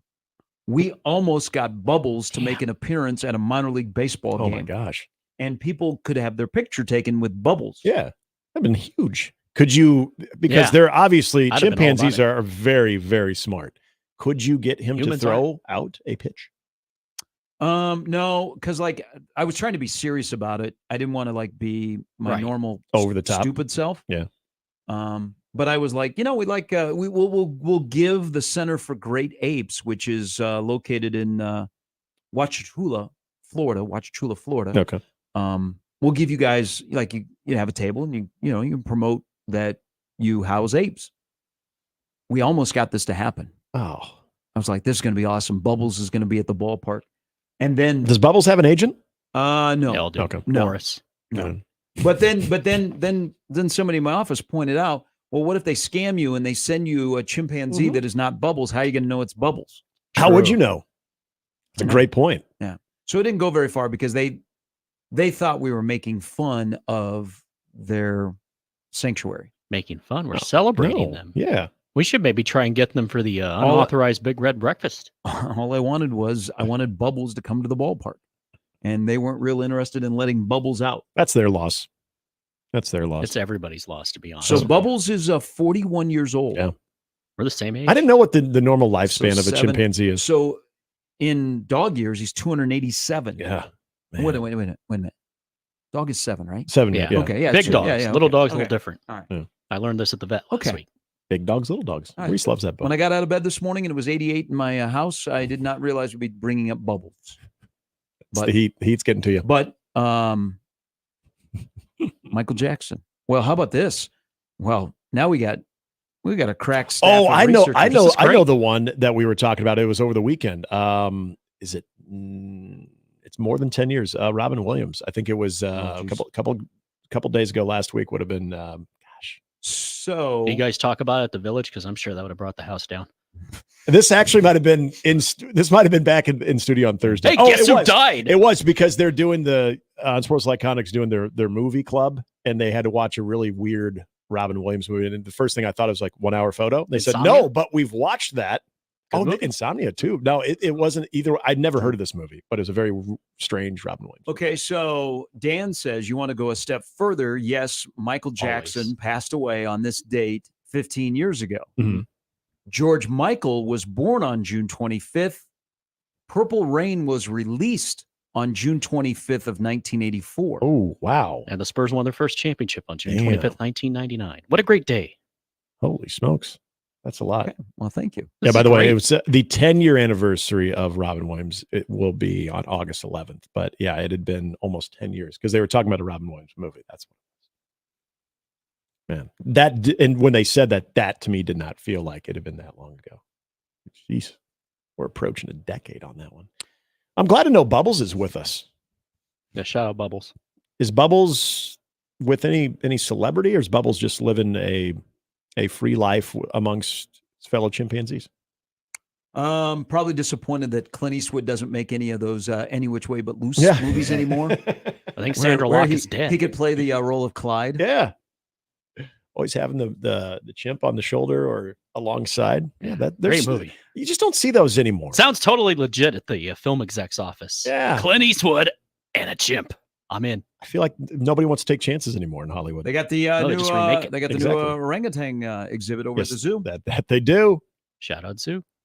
Not knowing my monkeys as well as other people do, chimpanzee and orangutan would not mix, right? No. No. Planet of the Apes, they seem to not get along, but they coexisted. Okay. Yeah. All right. See, I'm trying to. I got that figured out. Bubbles doesn't have ID. Oh, I'm sorry. I'm just reading some comments here. Jim want to know because Bubbles doesn't have ID. Jim isn't wrong. There's got to be some type of identical. If I'm going to promote a chimpanzee, I gotta have. I mean, I can't be duped. No, there's got to be an identifiable I don't part want the of Bubbles that you would hope you could verify. There's got to be a sit down before, around the conference. I don't know what type of paperwork or anything. There's maybe got like a picture. Yeah, well, a picture, but maybe it's something that's very unique. Yes. Maybe there's a birthmark. Maybe there's a Whisker's mother on the right buttock. Good Naked Gun reference. Or some type of maybe where the hair doesn't grow on the arm. There's some type of I don't know. There's got to be some type of. I just wanted butts and seats. You guys are going way too far. No, I feel like this needs to be revisited, knowing that Bubbles is still with us and thriving at 41. I don't know if he's thriving, but it's 41. That's still 41 years of age, not the NBC affiliate in Kansas City. Hell of a day today. Well, a lot of stuff happened on that. It is 25th, man. On 1620 The Zone. Gary Sharp, Nick Handley, and Jimmy Chavez. Mornings with Sharp and Handley.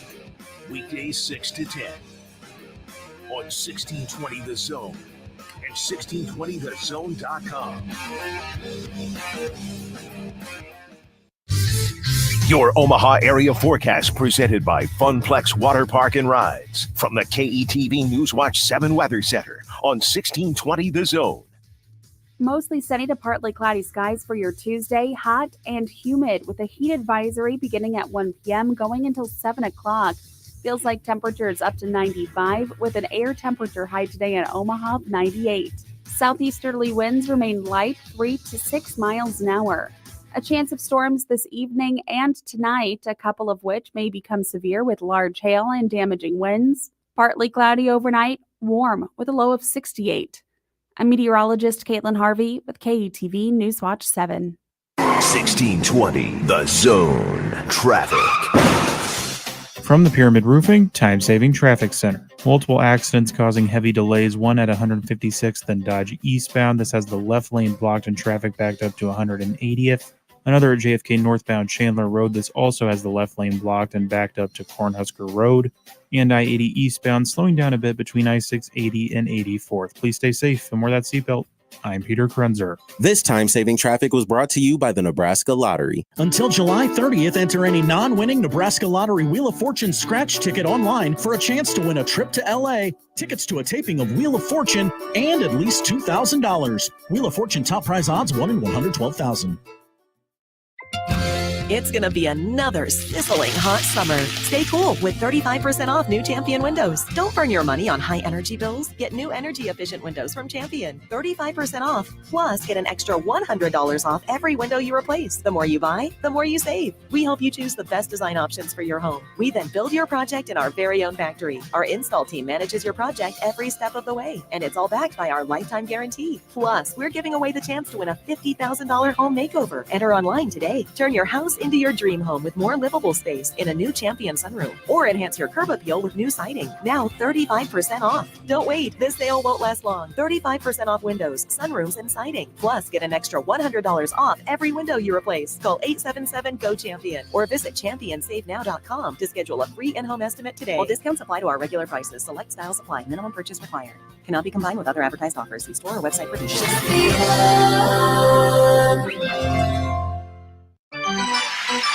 The boys of summer are back. Kansas City Royals baseball can be heard all season long on your home for Royals baseball in Omaha, 1620 The Zone and 1180 The Zone. Royals baseball is presented by J. Stinnett Contracting. We have you covered. Ramona's Mexican Restaurant, previously located at 30th and Reddick and now at 30th and Willett in historic Florence, is still the way you remember it.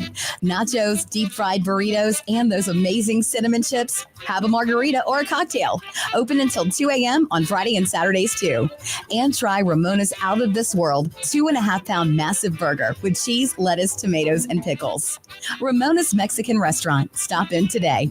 Follow them on Facebook for specials and news about their monthly musical bingo. When you shop local, you help strengthen our community. So if you need roof repair, gutters, siding, even windows, call local Pyramid Contractors. They're the #1 roofer in Omaha for more than a dozen years. Let Pyramid Contractors come and give you a free estimate. Give them a call at 402-502-9300. That's 402-502-9300. Or visit them online at PyramidRoof.com. Never settle for less.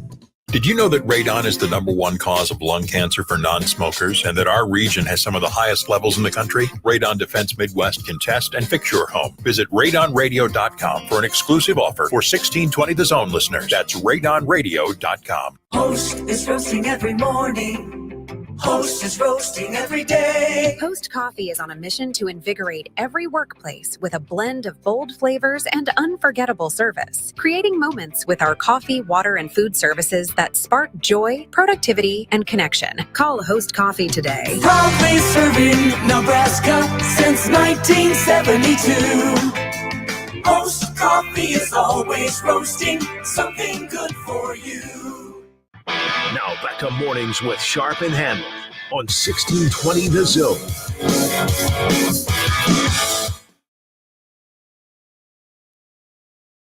Hey, it's also a good week because season 3 of The Bear comes out. That's right. Is that this week? Yeah, yeah. Been counting down. And they're releasing it all at once. That should go well. So there will be a lack of productivity at some point this week. Was it Thursday that it comes out? 27th, yes. Nice. Not there's anything going on at Thursday that will have your viewing pleasure. Oh yeah. To, some there's a section of the the country, maybe the world will be involved. The NBA draft, of course. I only care about the NBA. My draft. only thought on the presidential debate: always defer. Defer to the second half. Like didn't Biden win the coin flip? Yeah, the coin. Determine Oh yeah. what side which podium you actually go on? Yeah. Always defer. Yeah. Okay, you got to learn that. Well, and then you might get the wind in the second half. Always too. defer. And don't pull a Terry Allen and kick off both halves.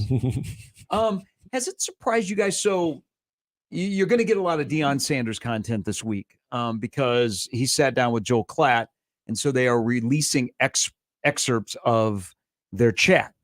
And Deion has said that he plans to be at Colorado for a while, and he's going to be dominant when he's saying that to a Colorado alum when the kids move on to the NFL. Has it surprised you guys? Because he has been asked about week 2 in Lincoln. Deion Sanders has not said anything about the Nebraska-Colorado game, I don't believe. No, I don't think I've heard him say anything about it either. So he's been asked about it, but he hasn't made any comment about Nebraska-Colorado. Now, I think he's probably been pretty general. I don't know that anybody's also going, hey, that Colorado State game. Yeah. So maybe he's just as general. He's not talking about opponents, but he hasn't touched the third rail on the Nebraska-Colorado game, even though all of us have. And right. We're thinking about what a quarterback battle it will be. I was looking, because it is list season, is Buffy Josh says quiet confidence. Is that what Dion's not saying anything about the game itself too? Because Prime's got confidence, man. I don't recall even last year, though, him getting into specific games and circling them. Now, which is an NFL thing. Yes. Which is it's neither right or wrong. It's just kind of an NFL thing. You treat everybody the same. And yeah. Yeah. And the only thing he mentioned about Nebraska leading up was the tradition of no red in the building. But that was, if I'm not mistaken, that was the week of. So that was hey, what do you think about the Nebraska-Colorado rivalry? So they're talking about specifics, but I don't remember him really circling any particular game or really going too deep on any game. So he's holding true to form. Now we'll see as we get closer to the season. I'll be curious on how Big 12 Media Days is and everything when you're asked about, hey, prime time in Lincoln. And if maybe there's a little bit more substance then, or if he's just more about we here, we coming. I have heard a local media organization is going to send a reporter out to Boulder the week of the Nebraska-Colorado game. That's a great. I suggested we go out there and do shows. Yeah. The game is here in Lincoln. Then we leave Friday after the show and come back. We go out and do shows in Boulder. Yeah. We go to enemy territory. Yeah. So from a dispensary. Could hang out at Snooze. Great breakfast spot. Yes, it would. It'd be amazing. My favorite is on Colorado Boulevard in Denver. So there's a list out because it is list season. 24/7 put out a list of the 24 must-watch true freshmen in college football this upcoming year. Those freshmen, not out of the portal, but actually are like newbies. Yeah. Which Nebraska's roster has 80 either true or redshirt freshmen. Dylan Raiola will be the only major college freshman, true freshman, to start at quarterback. There may be others during the year, but the only true freshman to start day number one. Mm-hmm. So I was scrolling through this list. Ohio State, Sayin is on this list. He's at 21. Mm-hmm. Michigan State has a wide receiver in Nick Marsh, who is on this list. And then the top two players, the freshmen to watch in college football, are in the Big Ten.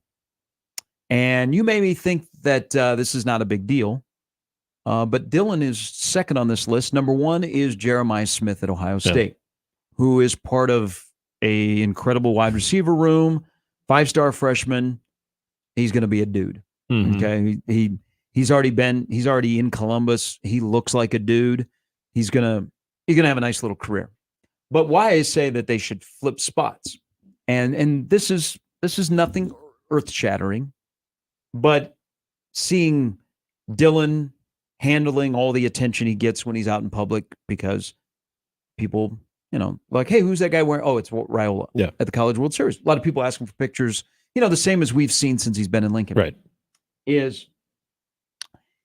There is no other player in college football this year that means more to the future of their respective program than him.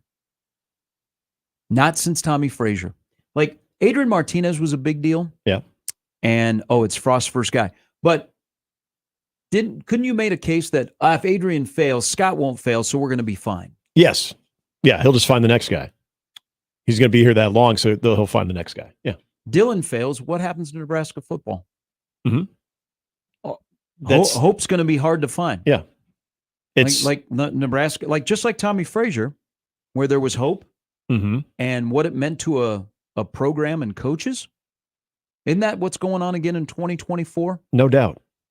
No doubt. And when I think of the flip side of this conversation, when you think of, Igbuka, Jaden Ballard, and you're talking about a core group of receivers that saw Marvin Harrison Jr., we've seen Jackson Smith and Jigba. I mean, you name them. The wide receiver list has gone on and on for Ohio State, that they're churning them out left and right. That if for some reason Jeremiah Smith would not work out, you've got plenty. So almost the same exact point you're making about what we thought about Adrian and Scott Frost is probably a very similar situation of Jeremiah Smith. Now, he might turn out to be an incredible wide receiver of the Marvin Harrison Jr. ilk, but as far as his impact on the program in its present and immediate future, I don't think it's really even comparable. And give Ohio State credit. That's the position that they are now in with the way that they have recruited that position extremely well. But I think of the significance, and we spent that remember the day moment of when he flipped the commitment and Dylan was really coming, and how big of a deal that was in Nebraska athletics when we were talking about some of the biggest moments of the 2023-24 season of Nebraska athletics. That day was a big deal. And not just because it was, a 5-star quarterback is coming here. It was more of, well, it's not just any 5-star quarterback. It's a guy that has ties, and it's a guy that projects to have NFL talent, which we've always talked about the position at Nebraska. Tanner Lee, I'm sorry, doesn't count, even though he technically was drafted, to actually put somebody in the NFL draft that could be a first or second rounder that would have that look and what it could do to an offense. And you think about where it seems like Nebraska's trending defensively. That looks exciting. Offensively, if they could just find that guy at quarterback, what could this thing look like under great coaching? I could go on and on and on. That's what that represents. And that's a big, big deal. Like Jeremiah Smith could fail at Ohio State this year and they'll be fine. Yes. They'll have another Jeremiah Smith. Probably already do. And he could be good next year and they're going to be fine. Mm-hmm. Kind of ties back into the comment about recruiting, where recruiting seems to just be kind of chugging along right now. And I get this because this showed up a lot yesterday in the Equitable Bank inbox is, well, anybody that's worried about recruiting, wait till Nebraska wins this year and they're going to flip guys. Okay. All right. Well, I mean, that could be a possibility. Mm-hmm. And Nebraska could also have a good portal when somebody sees a quarterback and they're like, man, I want to go play with that guy. I want to catch passes from that guy. Look what he did. He got Banks and Nayor to the NFL. Mm-hmm. He got Jalen Lloyd on the cusp of being on lists for his junior season. Right. It's just it just keeps adding to this whole season. And I think this season sets up for next year. But the importance of Nebraska can't fail this year. They cannot fail in 2024 or 2025, 2026, 2027 could be completely up in the air. Yeah. And remember, progress this year is playing in December. Mm-hmm. That's simple progress for me. Yeah. It's just playing in December where you've overcome some demons and you've done enough where you're playing football in December. Yeah. I would take it even one step further. If you're playing in December, but the entire month of November was not a catastrophe. Where you've had some wins and you'd say exercise some demons. 100%. Being able to win games that you were leading against some of the 50-50 opponents or coming from behind. However that might look, that there's a record that has you in postseason play, but there's also a sense of you were playing some of your better football there in the second half as well. Those types of things, I think, however that might look from a record standpoint for some people, I think if those things, you can check those boxes, you feel really good. BC is going to join us here in a little bit. More on our discussion about the upcoming season, which is, Jimmy, what's the countdown? 67 days. 67 days. Woo! 1 month from Big Ten Now, media days. Ross says, and Ross is a Buckeye Ross. He said, Ross, yeah. I'll tell you this, though. I don't think Ohio State would win a national title without Jeremiah Smith this year. He's the best player on a team full of guys that will be in the NFL next year. You need that kind of a difference maker to beat Georgia. Not wrong. They are so loaded. Yeah. That's why the conversation about Will Howard and Connor and I were getting to this, and we actually heard from Buckeye Ross. That's where I think what we saw from Will Howard, remember when he took over from Adrian when he went down, and you saw more playmaking out of Will Howard than probably he did consistently last year. This is where you very well could see, especially with Chip Kelly and then that wide receiving group and your running backs, Will Howard doesn't have to be a superstar, but you could see some of the better Will Howards that you've ever seen just based on what he has around him too. That's a charmed life you're living if you're a quarterback. Here's a scary thought. Oregon might have a better wide receiver core than Ohio State. And I would be very, very afraid of Oregon. Yeah. I would say better quarterback too. In one Dylan Gabriel. It's the actual correct pronunciation, by the way. You've been saying Gabriel for a while. It's not right. Anyway. Okay. I digress. It's Mornings with Sharp and Handley on 1620 The Zone. Mornings with Sharp and Handley on 1620 The Zone and 1620thezone.com. Fellow Nebraskans, we need your help getting signatures to finally legalize medical marijuana. We only have 3 weeks left. Get to our state's best liquor stores, wine, beer, and spirits today and sign. Support us at nmm2024.org to make donations. Let's go. Email any of our shows anytime into the Equitable Bank inbox.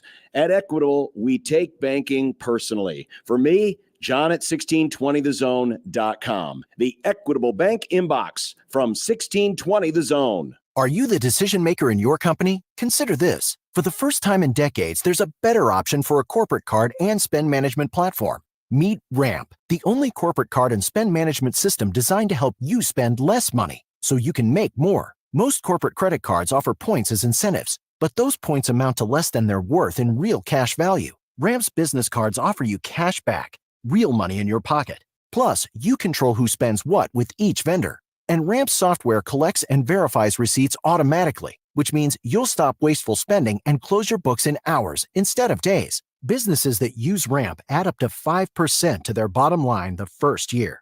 If you're a decision maker, adding Ramp could be one of the best decisions you've ever made.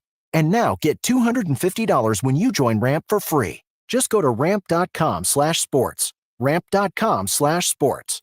RAMP.com/sports. Cards issued by Sutton Bank and Celtic Bank, members FDIC. Terms and conditions apply. How do you celebrate the expansion of Lindley Clothing with the addition of Well Suited? Well, you have a BOGO 50% off sale. Right now, Lindley Clothing, buy one, get one 50% off sale on suits and sports coats. Buy one suit or sports coat at regular price and get a suit or sport coat of equal or lesser value at 50% off. Now, the sale is going on now, but it ends with a bang on July 3rd. If you haven't been to Lindley Clothing, get there now and check out Well Suited as well. More sizes, more styles, more selection. In the Linden Market at 132nd and West Dodge, you'll enjoy easy access to Lindley Clothing. Prescriptions require an online consultation with a healthcare provider who will determine if appropriate. Restrictions apply. See website for details and important safety information. Subscription required. Price varies based on product and subscription plan. Hey guys, did you know there's a generic form of Viagra that works just the same but is 95% cheaper? And you can get it online at hims.com/radio. Through HIMS, you'll get a free medical consultation to determine the ED medication that's best for you, discreet shipping if prescribed, a 100% online process, and a range of treatment options, including trusted generic alternatives to the name brands, at up to 95% off. ED is personal, and at HIMS, so is treating it. Just go to hims.com/radio and get connected to a licensed medical provider online for free, with zero copay, no expensive appointments, and no awkward face-to-face conversations. To start your free online visit, you need to go to this exclusive address, hims.com/radio. That's hims.com/radio for your free online visit. HIMS.com/RADIO.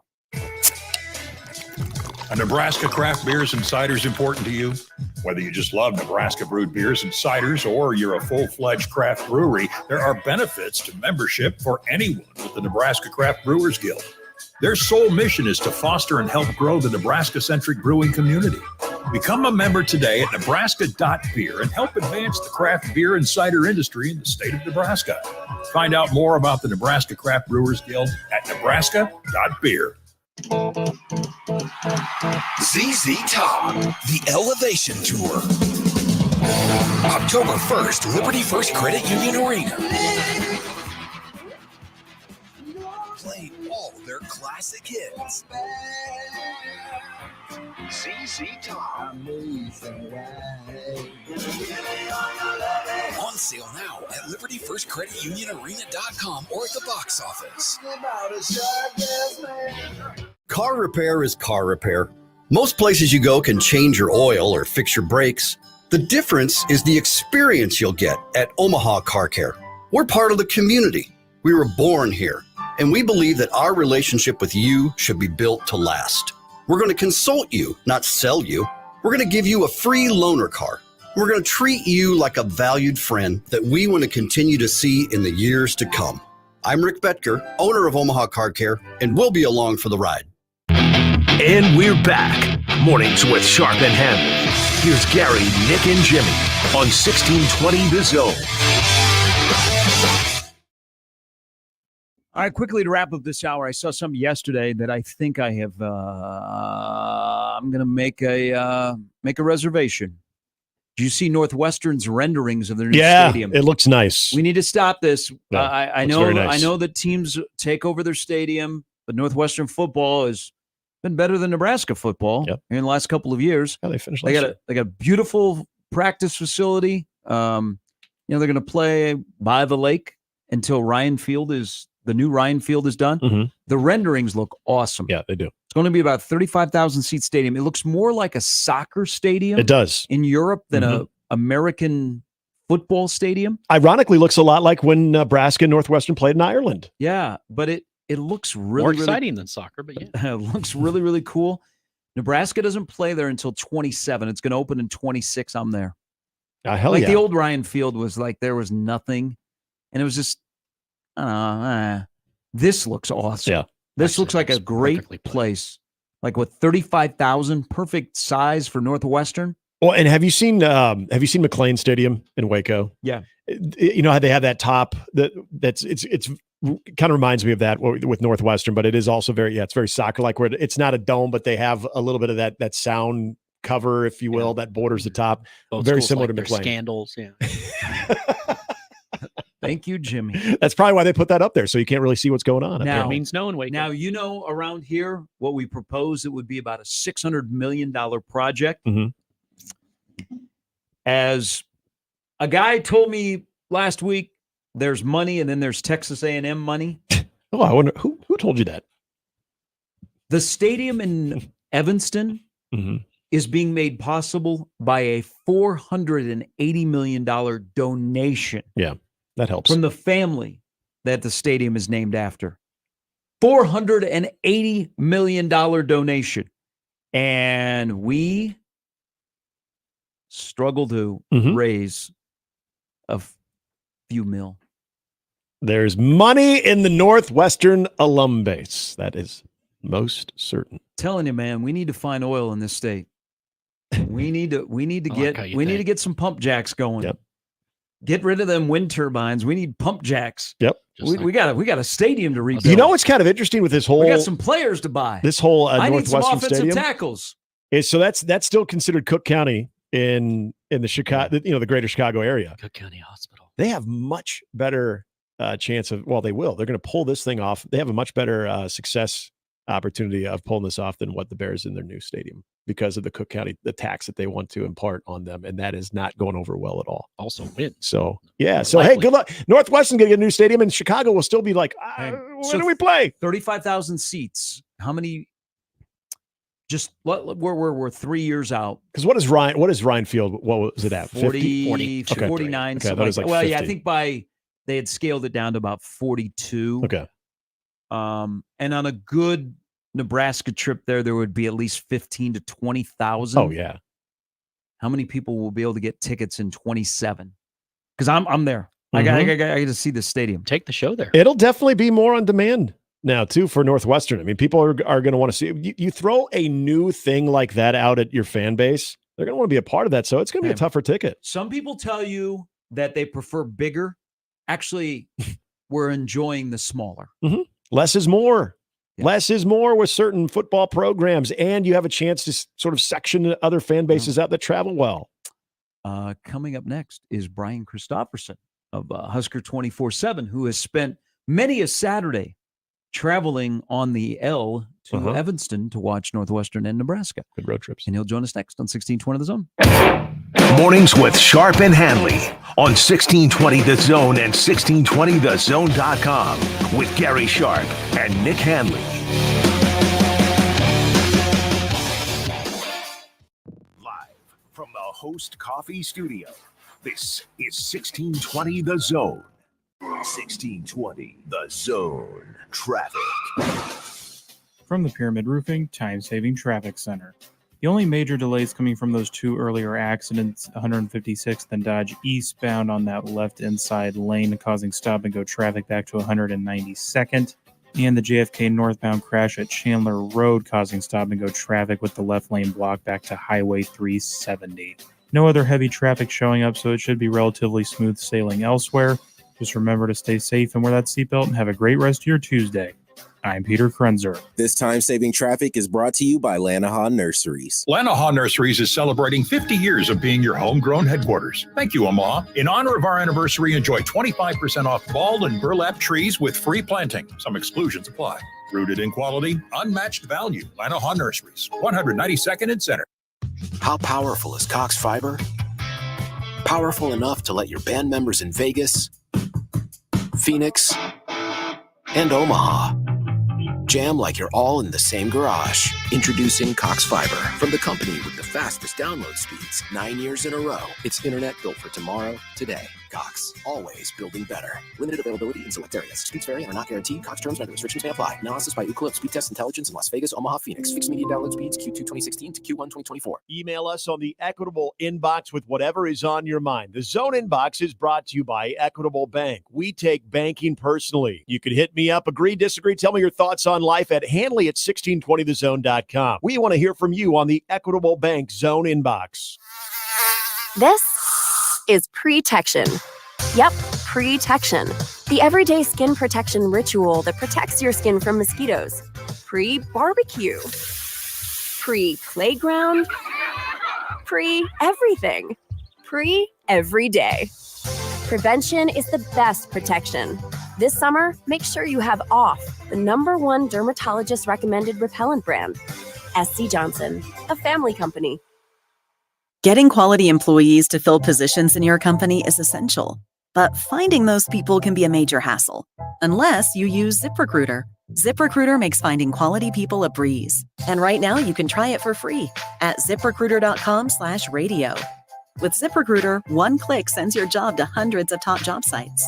But more than that, ZipRecruiter's advanced technology identifies the candidates with the skills you need, sends you a list of great matches to review, then actively invites them to apply for your job. And the results speak for themselves. 4 out of 5 employers who post on ZipRecruiter get a quality candidate within the first day. That's right, the first day. Now you can focus on your business and let ZipRecruiter do the work finding the best people for you. See for yourself. Experience the ease, efficiency, and power of ZipRecruiter for free. Just go to ZipRecruiter.com/radio. That's ZipRecruiter.com/radio. ZipRecruiter.com/radio. Watching a ball game at Oscar's Pizza and Sports Grill is pretty awesome. Oscar's offers the MLB package, so your team is always on their upgraded audio-video system, and nothing is better than watching the game with a cold frosty one, Oscar's Pizza, or award-winning char-buffed wings. And with daily lunch and dinner specials, it's really a no-brainer. So get ready to watch your favorite team play ball at Oscar's Pizza and Sports Grill, 173rd and West Center Road, and takeout at 162nd and Maple. Tickets for less. Best seats, best prices, no service fees. Shop ticketsforless.com. KOZN Bellevue, Omaha, Council Bluffs. This is 1620 The Zone. Now back to mornings with Sharp and Handley on 1620 The Zone. Hey, just an update. You've seen the pictures from north of Omaha, the Omaha area, with the Missouri River and all the flooding. And then there's a picture of a dam in Mankato, Minnesota. So there's a lot of flooding north of here. It's starting to make its way down on the Missouri River. Downtown Omaha, the town, Hannafin Park is starting to get flooded. There are Interstate 29 and 680 north of Council Bluffs are going to be shut down here shortly. So please be aware of that as we transition into our weekly chat with Brian Christopherson of Husker 24/7. Good morning, BC. How you guys doing? College World Series is over, so now we don't know what to do. Yeah, what do you got for us? I don't know. We're good at twiddling our thumbs and thinking of something. Okay, so I talked about the backup left left guard or maybe the third string right tackle. We always come up with something. Yeah. Okay. All right. I see your Sam Sledge. I'll raise you a Gunner Gatula. How's Tyler Knack coming along? Let's get into it. Tyler Knack, huh? Okay, so let's talk about a position group. So Garrett McGuire has murderers, and he's going to be able to get away with it as his wide receivers. I'm looking at running back, and Mekhi Nelson joins the running back room, and we don't expect him to step in and play because he's got to learn some things, but he's already here, so he's with the fellas. If you had to have a word or two to describe, and you can even go to 3 words, I'll allow you, to describe like the current state of Nebraska's running back room, what would it be? Oh, 3 words. Oh, no, you can go even further. I'm just, because I'm thinking like Garrett McGuire wakes up every day during the summer, and I'm sure he can't wait for the first day of camp because he's got some dudes and he can go pretty deep. Not saying that EJ Barthel doesn't have dudes, but it's a very interesting collection of running backs that he's about to unleash. Okay. I got 3 words. Okay. Prove it time. Prove it time. Love it. Yeah. They've got a good mix of veterans with, Mekhi Nelson and Dowdell's an interesting guy still. I mean, just because he wasn't immediately the flavor of the spring doesn't mean he can't take off. We saw sort of last year how that happened with Emmett Johnson, where he was like, 4th or 5th last August, and suddenly he was a starter. Injuries had something to do with it, but he showed he could do it. But you've got guys in Irvin, Ramir, Emmett, who I think is one of the most talked over Huskers, who might be the leader of the crew when it's all said and done, who's to say, who have showed flashes, but there's been sometimes injuries have gotten in the way, or a lack of a passing game also to support them doesn't help matters either. That was one of the interesting things about Rule's quote the other day or last week. It was like, we can run the ball, but not necessarily if the other side can stack the box like they sometimes did last year. One of my main takeaways, everybody's talking about the complement to the wide receivers, but it was also thinking about, sometimes it is a tough shake for those running backs, the way we evaluate them, when you didn't have a real complementary passing game that was going to back some people off and open up some lanes like you're hoping are going to be there this year. Mm-hmm. So that's a big part of it. Like if they can make that at least formidable with the passing game, we might be able to see a little bit more of those like main 3 or 4 guys I mentioned than we even saw last year, where maybe they have a little more space to go. But I think they should go into it as, it's prove it time, and then any competitor should always kind of be thinking that way. But I'm sure they know that there's some people think, that the kind of the book on the running backs is they're good. They have some promise, but do they have that great guy? Like if I'm one of those dudes in the room, I'm ready to go show you, like, yeah, we do. We have a couple of them. And so that's what's got to happen. On the wide receivers, Brian, we know Banks and Nayor are going to get a lot of that attention because of their experience. In your opinion, who is it more important for this offense to succeed, to have a bigger jump in their sophomore year, Malachi or Jalen? Oh, I don't know if I can pick one above the other, honestly. I think Jalen is naturally ready to break out, and I don't know that Malachi is far behind that. It's just a matter of we didn't see him this spring. So we have a few guys on the roster like that, right, who are sort of out of sight, out of mind because they weren't participating as much, so you didn't read the stories or get the headlines with them. But I know for a fact, and this is maybe where I'll go with the answer, that Garrett McGuire is pretty fired up about having Malachi out there just as like the edge he brings, even as a blocker. Like we can talk about the receiving and how we want that part to really flourish. That's an obvious. But they're going to want to do a lot of stuff with the short passing game, and they're going to want to have really physical specimens on the perimeter who sort of clear lanes for him. And, Bonner's a guy like that. And I think Malachi Coleman showed last year he's a very willing blocker beyond his receiving potential that loves to get in guys' grill and hit them. And so I think that alone is going to be one of those things maybe not recognized as much when people are just sort of looking at the stats at the end of the year, okay, who had this many receiving yards, who was third in receiving, all this stuff. But who are those guys who are doing the dirty work too? Who's doing that extra stuff? And I think Malachi has that in his game. He's got to prove it too, of course, because he's a young player. But definitely his coaches see that potential in him. And so I think I would just kind of focus on that to that question. I think the receiving part's going to take off for them naturally enough, but can you do that little stuff that everyone's not recognizing? And I think that's something Malachi really has a want to do. And so here's a chance to show that he's even better at it in year 2. How do you think, you mentioned him in Bonner? How do you, and we know that, we've been tight end, we've been fullback, we were recruited as a wide receiver, we're back to wide receiver. In your ideal world, how do they harness the talent that he has or the potential on what it should look like on when he plays and what role he plays? Malachi? Bonner. Bonner. Bonner. Bonner can harness the jack of all trades thing you got with him. He's a guy who was last year lining up and taking the first snap as the fullback in the spring game to honor Frank Solich, and was doing well there. He likes to put his face into it too and hit guys. And I was struck by that as much as almost anything in the spring game when he trotted out with the number one group of wide receivers. And I watched sort of the short passing game with Dylan. And I know it's a scrimmage, but let's be honest, guys. We've seen Nebraska really scuffle sometimes, even with the stuff that you think maybe should be a layup type play, right? Where it's like a screen pass or it's something that's like, let's just get the play moving and let guys get out in space. And sometimes the throw has been off or the rhythm has just not been there.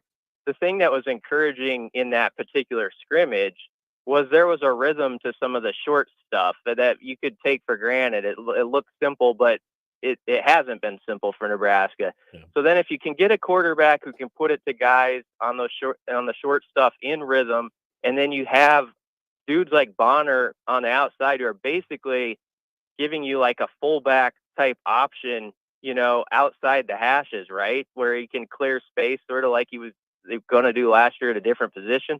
I think that's huge. And so guys like Bonner and, Luke Lindenmeyer, if you want to take it inside more, they're going to be really important to this whole deal that maybe they won't get talked about as much. But those are the type of players that when Nebraska was great or good, always mattered. I call it the Matt Shaw factor. I always think of Matt Shaw when I was a kid, was a tight end who, I don't know if he ever caught a stinking pass, but he just did all the stuff you have to do to win games. And I see Bonner and Lindenmeyer type guys as being really critical to that equation. BC, I want to go back to running backs here. And you brought up something that I would agree. My mind has put me in a position where I think there's a better chance of lanes for this running back group. Offensive line gives you a little bit better push, the experience and everything that goes with it. Out of the group, if that exists, if you see more consistent offensive line play when it comes to the running game, especially late in games, who do you trust the most to take advantage of that out of that running back group?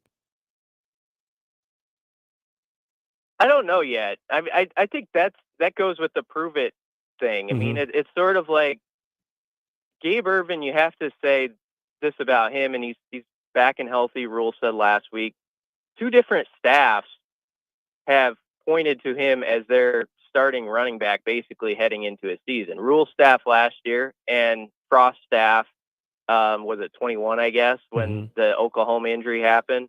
So Gabe's got something to him that coaches like. And I think people have to remember even though the running lanes weren't necessarily wide open in some of those early games last year before he got hurt, he had that run against Minnesota in Colorado, where you saw sort of what Rule and those guys were talking about all offseason, where he like made something out of nothing, busted through a guy, and then suddenly it was like 25, 30 yards. And he does seem like on paper like that guy who could be that fourth quarter, okay, you're going to get your 75 plus yards, which is their goal as a team. He can be that guy who really helps you deliver there. So if he's healthy, I'd love to see what that looks like, but that's the question. Can he like hit the ground on a sprint with full health? Rahmir, I hope, I liked when Rule came out and said, I tell the staff, like, go back and look at Rahmir and like how he, lined up as a running back and did natural running back stuff, like against Michigan and against Oklahoma in some games a couple of years ago. He's got that in his game. And so I hope there's some emphasis on that, because it does feel to me like whenever Ramirez actually touched the ball, good stuff usually tends to happen. Mm-hmm. I mean, he's got a really good track record with his sample size. It's just the sample size isn't as big for as long as he's been here. But I'll finish the thought with Emmett Johnson. It always ends up a conversation sort of about Rahmir and Gabe, and I was actually making a list of like who are the most talked over Huskers on this team, and Emmett still is sometimes that way. I feel like with people, they're like, I think that was nice, but these other guys are going to come up and kind of take the snaps. I'm not so sure. We'll see. Emmett Johnson, he's got a little bit. I'm not saying he's going to be Amir or anything, but I remember when Amir Abdullah was coming up as a young player, and everybody wanted to talk about 2 or 3 other guys who came into the same class as him. And then a year or two into it, you realize like, oh, it's this guy. This guy's got stuff, And so I want to at least give him the chance to show maybe he's that guy this year. He takes off a little bit. I'm not saying Amir, he's that Amir guy, but he's that guy who's like maybe he's the top of the list. Mm-hmm. Brian Christopherson from Husker 24/7 joining us. You can follow BC if you haven't already. Husker 24/7 BC. You have written extensively about it, and I'm really worried about college football from the aspect of the 85-man roster limit that's being talked about and the elimination of walk-ons. I think that will destroy culture. But this seems to be picking up steam, whether it be an 85-man limit, 120-man roster, whatever. Rule talked about it. You've written about it, BC. What's your gut say on what's going to be the end game with this proposal as the result, the impact of the House versus the NCAA settlement? I don't know if my gut is a good read on it, but I would hope there's enough people in the room that have rosters similar enough to Nebraska's in the Big Ten, if this is a conference by conference type decision ultimately, that say, you know what, it's got to be at least 120. Give us 120 at least. And that's still going to hurt, as you heard Rule last week speak on, like, how hard would it be to go to a guy 121 who's maybe like a native son, who's like worked his butt off to be part of your program. Rule obviously knows the value of the walk-on from having been one himself, and he sees it and utilizes it well within the Husker program. I like the fact that Nebraska may have the biggest roster there is with like 145, but as he pointed out, there are some others that are around like 135 and things like that. And so I would just hope there's enough people who stand up and say, think about some of the consequences here and how you're hurting the student athletes who we say we care about if you take some of this away from them. So I hope the number is at least 120. And I guess that maybe some people would say that's a happy medium to the whole discussion. But I hope it doesn't go any lower than that, because I'll tell you what, in my career covering this team, there's been a lot more than just feel-good spring fluff stories about guy 123 in the spring. I've seen guy 123 on the roster in the spring end up like making a huge play on third down. I've seen Justin Blatchford. I've seen Matthew May. I've written about these kids who have come up. I could name off 10 of them. I mean, that right now, it's just like the guys who have been in huge roles like Lance Thorell and all these dudes, and you're seeing them on this Husker roster start to emerge. John Bullock was a guy who a year ago we weren't talking about. Now he's a starter and then got a single digit. So I just hope it's spared and enough voices of reason rise up on this discussion. Yeah, when you say voices of reason, you made me think this is the conversation we talk about, the Power 2, even with the Power 4 structure currently that the SEC and the Big Ten throw the most weight around right now. Could this be where we get the old Big Ten SEC handshake meme of making something like this happen if coaches are, for the most part, in alignment when it comes to that type of thinking? Yeah, I hope so. I hope the power players flex on this one, because I think that, the most powerful programs usually have the biggest rosters, and they see what it does for guys. And guys, sometimes guys who don't finish their career at a big school, they still spin off of their experience, having been a walk-on at that program, into another good experience with the blessing of everybody that, they were played with or played under. So all that stuff, I think you got to think about. And I just hope it is at least 120 people on the roster or more. Do you have any idea, like a timeline on when this will be decided? Because Nebraska has 80 true or redshirt freshmen on a roster of about 140 plus right now. I don't have a good idea.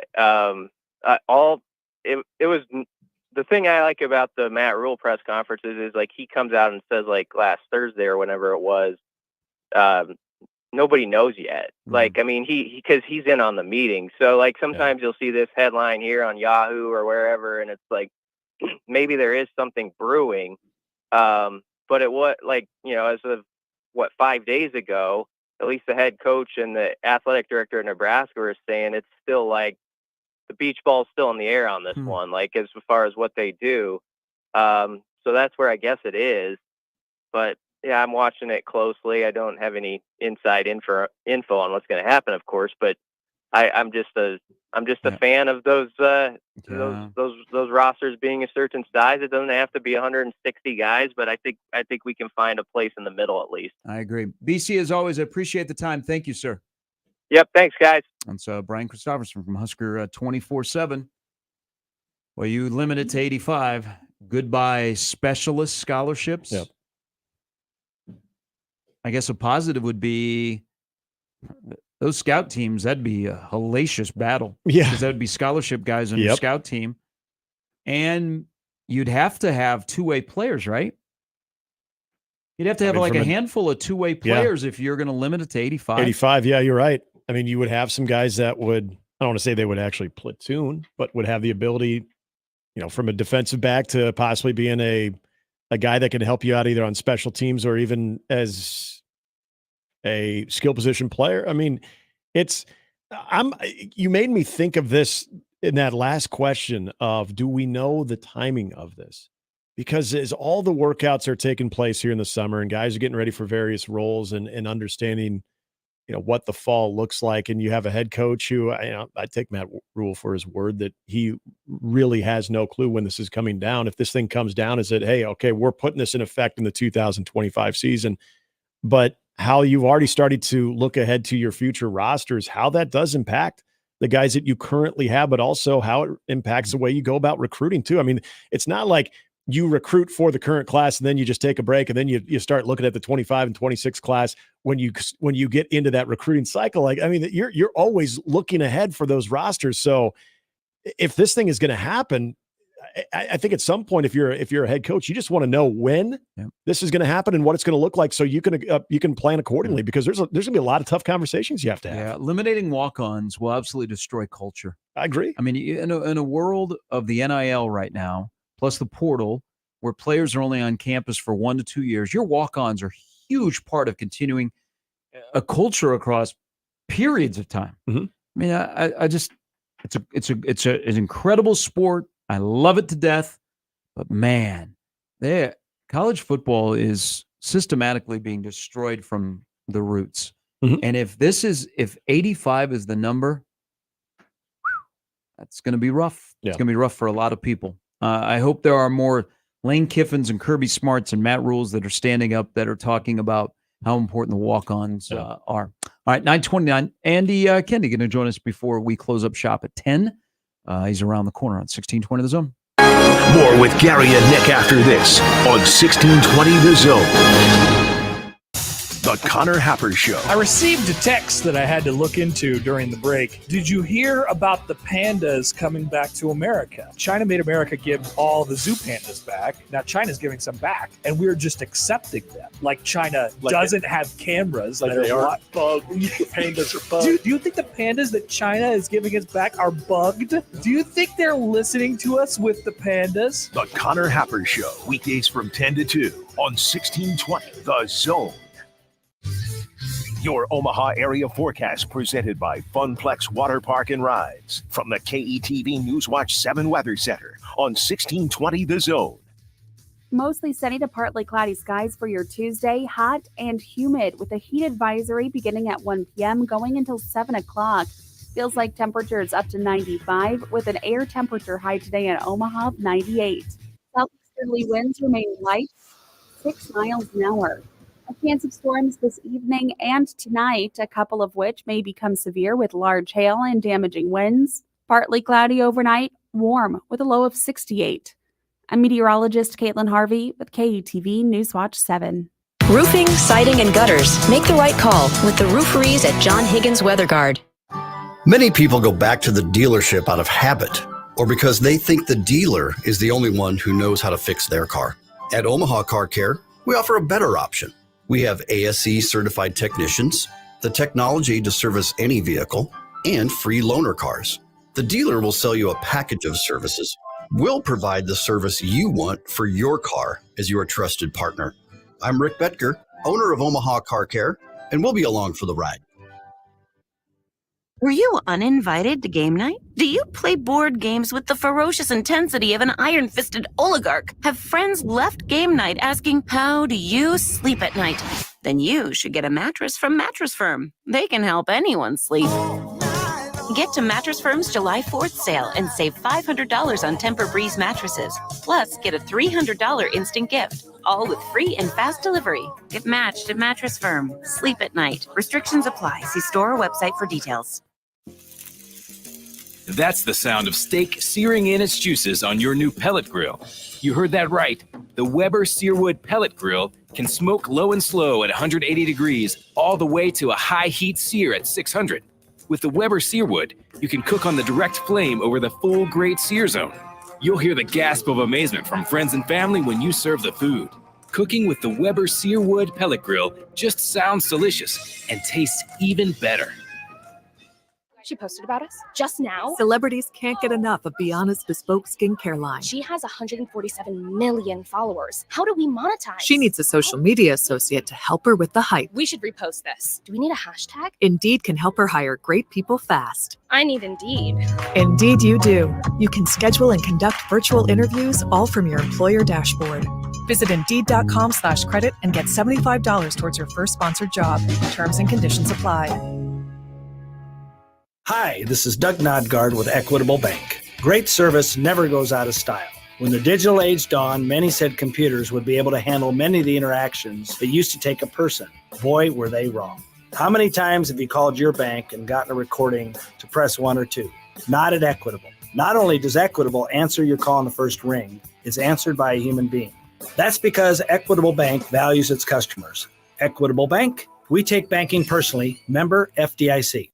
I want to learn how to cook, but I keep ordering takeout. I plan to rearrange my closet, but I stopped after picking the clothes up off the floor. Accomplishing goals is hard, but when your goal is to learn a new language, Babbel makes it easy. In just 15 minutes a day, Babbel's award-winning language learning app will help you start speaking another language. Start having conversations in as little as 3 weeks. Comment tu t'appelles? Comment tu t'appelles? Vous êtes où? Vous êtes où? Babbel's bite-sized lessons make it easy to learn words and phrases you'll actually use. So when someone asks, how's your French going? You can say, Babbel est amusant et facilite grandement l'apprentissage d'une nouvelle langue. Et cela ne prend que 15 minutes par jour. When you want to really learn another language, it starts with Babbel. Babbel, language for life. Celebrating 10 million subscriptions sold. Now try Babbel for free at Babbel.com. Just go to Babbel.com and start learning a new language today. That's Babbel.com. BABBEL.com. When you shop local, you help strengthen our community. So if you need roof repair, gutters, siding, even windows, call local Pyramid Contractors. They're the #1 roofer in Omaha for more than a dozen years. Let Pyramid Contractors come and give you a free estimate. Give them a call at 402-502-9300. That's 402-502-9300. Or visit them online at PyramidRoof.com. Never settle for less. Now back to Mornings with Sharp and Handley on 1620 The Zone.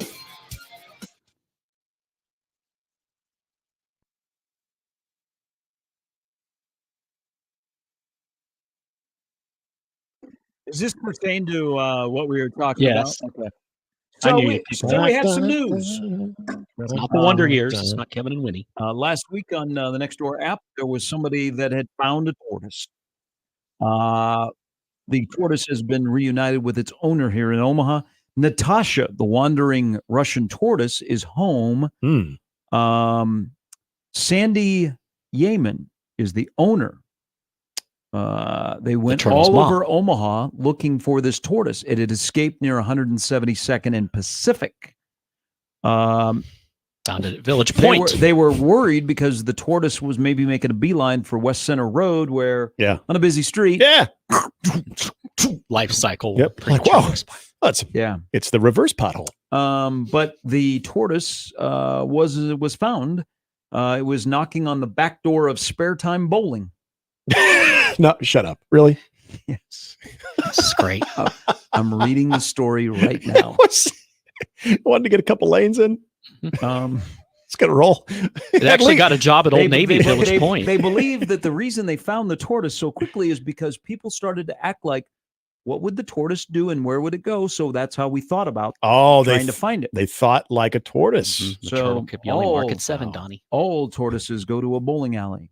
It was league night. Yeah. Yep. Yeah. The person that found the tortoise had an Aldi's shopping bag. Yeah, they picked up the tortoise and put it in a shopping bag. The story's getting better and better. Signs were posted all over town. One person volunteered to fly a drone. Ooh. A youngster smeared strawberries along a concrete path, hoping to entice Natasha into one of those traps around the lake. The traps contain bits of romaine lettuce. So they like strawberries, huh? God, I'm learning so much about tortoises right now. Now, one searcher was overcome by stifling heat and had to be taken to the hospital. Oh my gosh. Natasha was starving when she was found. I can just tell by looking at her, she's thinner. She's a pretty chubby girl. You're supposed to tell girls that. That'll stick with them for life. That's not nice. This is such a real story, too. But this is, a Omaha woman has been reunited with her missing Russian tortoise. So, Sandy, I'm very happy because there were a lot of people that were looking out for. Yeah. The entire city was just amazing that something that moves extremely deliberately, that you would have such a tough time finding. So maybe what we don't know about the tortoise is what it lacks in speed. It's crafty. Tremendous IQ. Yeah. It knows how to elude this and that and danger, and has a hankering in for some bowling, which I never knew. I like that they put themselves in the mind of a tortoise to really solve this. You have to think like it. It's just like children. You have to think like they do. I mean, this is some true investigative type research here. When you're going into finding someone who's missing, obviously this is a missing person, missing animal situation. That this is, true investigative journalism methods. And journalism. Yeah. Well, yeah. Now we're it. We were team coverage. That is true. So we have a firsthand knowledge of this. Look at that. Got sources. Yep. Our sources are telling us. For right now, we'll call him Adam. Hi, Adam. He said the tortoise was found by our neighbor behind Oscar's Spare Time Bowling. It was pretty funny. The last 2 days, there were a lot of people walking around that shopping center looking for it. There was this turtle just having a couple of lung darts. There is someone quoted in this article. They didn't know whether they didn't know whether they should call 911. Well, sure you do, especially if you're unfamiliar with the animal itself and what type of state it's in. Unless you have some experience in that field, I would yield to the authorities on that one. Absolutely. Yeah. Yeah. Well, maybe go up to the governor if it gets to that point. It's cool. There were a lot of people that volunteered to go find it, and the owner is extremely happy and probably is very lucky. Yeah. Jim would like to know, does the Russian tortoise have the proper papers? Indeed. Yeah. Probably not in the case of being Russian. Hot button issue these days. Look at Now, Ivan Drago. is a Russian tortoise considered to be communist? The elite of the tortoise family. Like if you get a Russian tortoise, it's maybe a little bit more superior than, say, that of the Spanish tortoise. I'm just wondering if Schlossnagel's going to go to Texas. I got nothing for you. With his turtle. I just want to know more about. I didn't know anything about the strawberries. This is extremely educational right now. Yeah, until somebody finds that and thinks something else. They had like a think tank on this. I'm very happy that this I woman am too. has got me a tortoise too. back, Yeah. but they got very lucky because Almost as happy as our meeting being canceled. Oh, is that official? It's official. In fact, I would say that's 1, the turtles 2. By the way, where was the hair? No, there's no by the way on this. Where's the hair in all of this? Where was the hair in all of this? I that had hair. to. I thought you meant like hair. I had to, guys. Come on. We can't talk It's a about sensitive sports issue without in the this hair. station. It is. All of us, except Grim. And I thought the 2013 NBA draft was bad. Mornings with Sharp and Handley. Andy Kendi next. Mornings with Sharp and Handley on 1620 The Zone and 1620thezone.com with Gary Sharp and Nick Handley. Omaha's most listened to all sports radio station. Again and again and again. 1620 The Zone. Life hack number 7. Get an iPhone 12 on Straight Talk. Life hack. Here's how it works. You walk into Walmart, go to the electronics section, ask for iPhone 12 with 5G and a dual camera system, and select the new Silver Unlimited plan. They'll smile because it's a good plan. You get real unlimited data all for just $20 a month for the whole first year. Get it at Walmart or straighttalk.com. Straight Talk. Less dollars, more sense. Taxes and fees apply. Requires activation of iPhone 12 and a new Silver Unlimited plan or higher end auto pay enrollment. $25 a month service credit applied for up to 12 months if eligibility requirements are met. For network management practices, visit straighttalk.com. Watching a ball game at Oscar's Pizza and Sports Grill is pretty awesome. Oscar's offers the MLB package, so your team is always on their upgraded audio-video system, and nothing is better than watching the game with a cold frosty one, Oscar's Pizza, or award-winning char-buffed wings. And with daily lunch and dinner specials, it's really a no-brainer. So get ready to watch your favorite team play ball at Oscar's Pizza and Sports Grill, 173rd and West Center Road, and takeout at 162nd and Maple. Are you the decision maker in your company? Consider this. For the first time in decades, there's a better option for a corporate card and spend management platform. Meet Ramp, the only corporate card and spend management system designed to help you spend less money so you can make more. Most corporate credit cards offer points as incentives, but those points amount to less than their worth in real cash value. Ramp's business cards offer you cash back, real money in your pocket. Plus, you control who spends what with each vendor. And Ramp's software collects and verifies receipts automatically, which means you'll stop wasteful spending and close your books in hours instead of days. Businesses that use Ramp add up to 5% to their bottom line the first year. If you're a decision maker, adding Ramp could be one of the best decisions you've ever made. And now get $250 when you join Ramp for free. Just go to ramp.com/sports. Ramp.com/sports. ramp.com/sports. Cards issued by Sutton Bank and Celtic Bank, members of FDIC. Terms and conditions apply. The biggest pro football contests in Vegas are back. Circa Survivor and Circa Million are now up to $16 million in guaranteed prizes. 2 ways to win, no rate. Circa Survivor contestants select one team each week with no point spread. Last the longest to win it all, $10 million guaranteed. In Circa Million, make 5 picks against the spread each week for your share of $6 million guaranteed. Quarterly and full season payouts. Enter in Nevada, play from anywhere. CircaSports.com for details. If you or someone you know may have a problem with gambling, call 1-800-238-7633. Hi, I'm Nick Bromell, owner of Royalty Roofing. The recent storms wreaked havoc on our community. Our team at Royalty Roofing is here to help. We're local, skilled, licensed, and bonded. We work for you to ensure you get the funds you deserve and make sure that the work is done to your satisfaction. Don't take risks with your biggest investment, your home. We are Better Business Bureau Integrity Award winners and Best of Omaha winners. Cover your roof with Royalty. Visit us today at royaltyroofing.org. Ramona's Mexican Restaurant, previously located at 30th and Reddick and now at 30th and Willett in historic Florence, is still the way you remember it. Nachos, deep fried burritos, and those amazing cinnamon chips. Have a margarita or a cocktail. Open until 2 a.m. on Friday and Saturdays too. And try Ramona's out of this world 2.5-pound massive burger with cheese, lettuce, tomatoes, and pickles. Ramona's Mexican Restaurant. Stop in today. Follow them on Facebook for specials and news about their monthly musical bingo. And we're back. Mornings with Sharp and Handley. Here's Gary, Nick, and Jimmy on 1620 The Zone. All right, 9:44 on a Tuesday. Welcome in our bi-weekly Tuesday friend, Andy Kennedy from KTV, which I'm hoping where you're at, we have some good news. Good morning, my friend. Good morning. Honored to be on Animal Talk. We go from Turtle Talk to Brass Monkey on the lead-in song. I love it. Oh, yeah. I'm sure that was done intentionally. Turtles and monkeys. Andy, if you saw a tortoise when you were driving to either an appointment or wherever, would you, first of all, get out and try to rescue the tortoise? Or do you also think the tortoise would have the ability to elude you?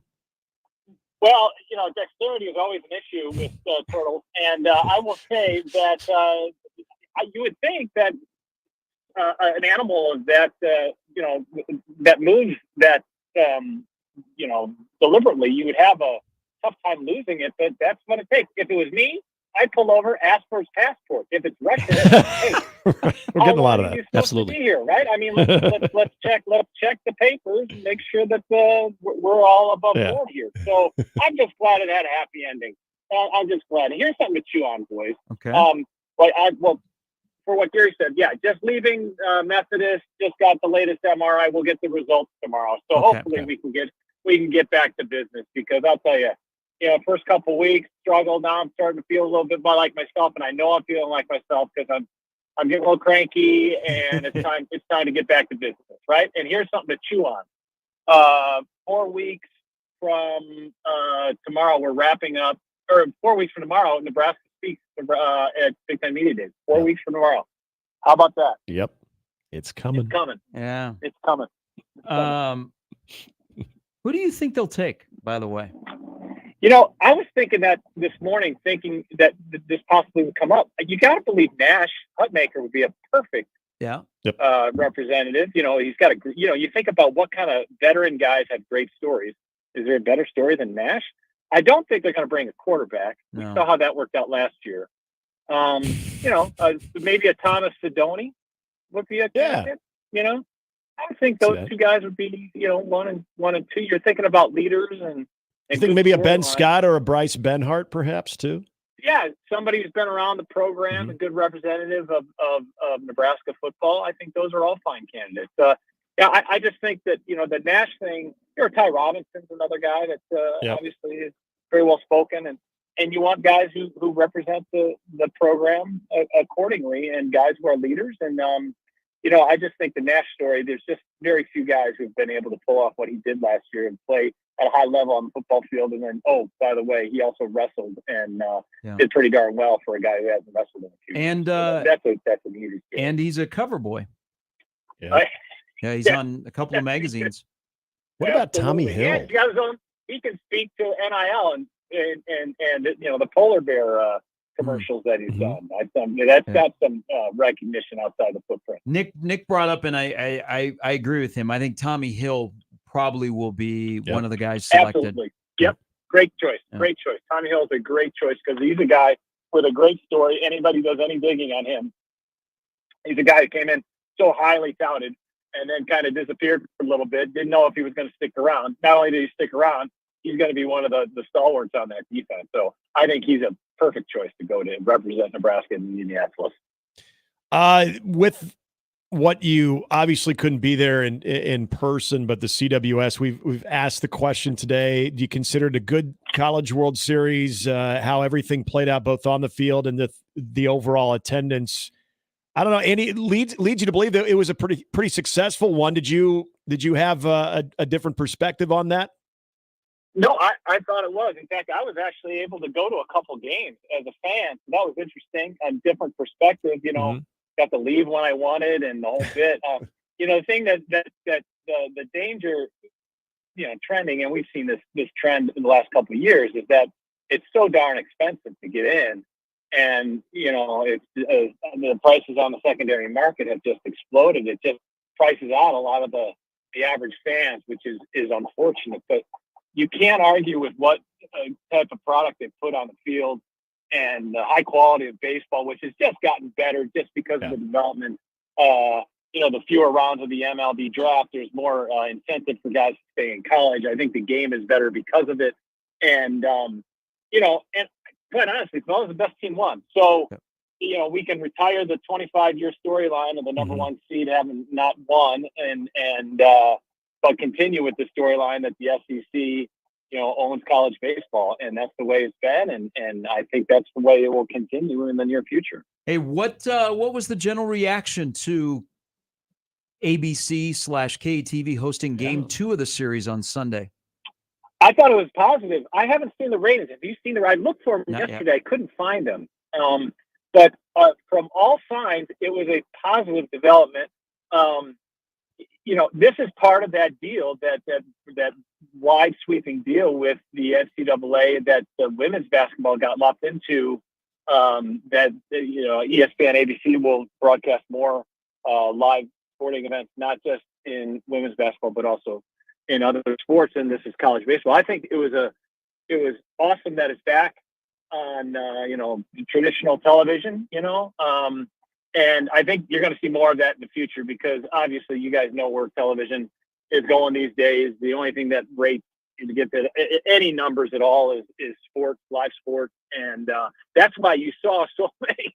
I mean, how about that? Not only am I gone, but Lauren and Matt, they gotta go through like 2 weeks of late starts for the NBA Finals and the Stanley Cup Finals, which were terrific, by the way, flipping back and forth last night.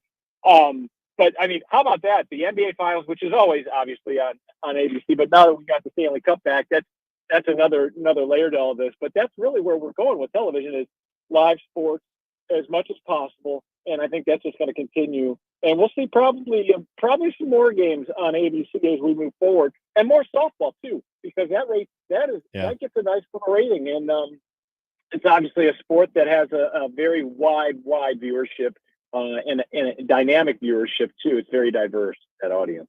I want to circle back Big Ten Media Days, and I know we'll get into more of this as we get closer to it, but as we are exactly a month away, the obvious stories, the new additions, but if there is a coach that is going into an interesting year or a team that you're just excited to see, first team/coach that you want to see and be able to ask a question to that's not Nebraska?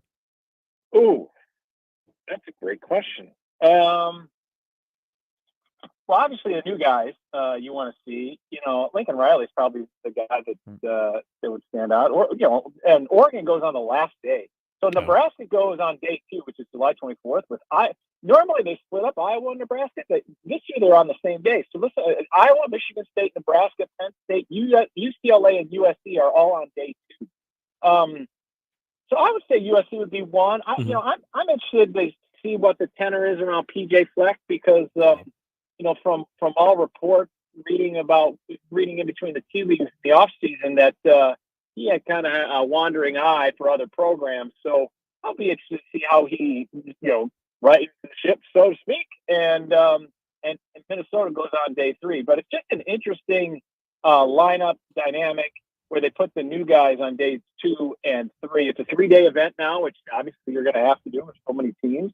But I would think those two jump out at me as obvious choices. Mm-hmm. Baylor Scheinman goes in the first round. What does that mean?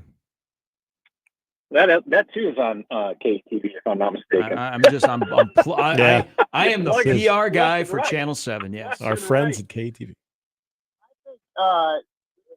Good on Baylor.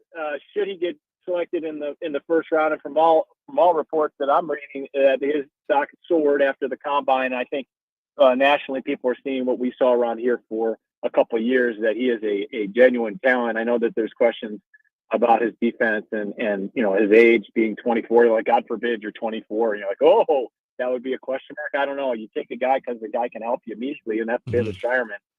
So yeah, I think it means that not only can Creighton continue developing top level talent, but you could also transfer to Creighton and still get to the point where you need to be, and that's in the league. And you're going to have not one but probably two guys drafted with Trey Alexander, and we'll see where that's headed. So yeah, I think it's a good sign that Baylor Shireman took his game to the next level, and I think we saw that coming back last year and seeing what he did to his body and what he did and his approach to last off season, where he didn't even make any bones about it. The year before, he kind of had 1 foot in the NBA process and 1 foot out. Last year, he's like, nope, I'm just going to focus on me and the off-season regimen. And I think that paid off. He kind of bet on himself, and look what happened. Now he's sprouting as being a possible, most likely a first-round draft pick for the NBA draft. That's a great story. That is awesome. I'm hoping, fingers crossed, that you're back off the IL and that you're back behind the desk, because we miss you. Yeah, thanks. Miss you guys too. And it's weird, I started on the IL the 10 days, and then all of a sudden I got shifted to the 60-day IL, and I was like, hey, nobody consulted me, but no. And shout out again to Lauren and Matt for doing a bang up job, and Eddie Messel too, because they've been really holding down the fort, and I appreciate them every day. So, all right, my friend, be good. All right, thanks, guys. It's Andy Kendi. The NBA draft is on tomorrow. We got something gold for you that our friend prepared for us before we go. Based if you earlier on the show, our friend Johnny D, who, by the way, got a chance to meet him my one day at the CWS. So shout out to him. This is for you two. Has nothing to do with me. Enjoy.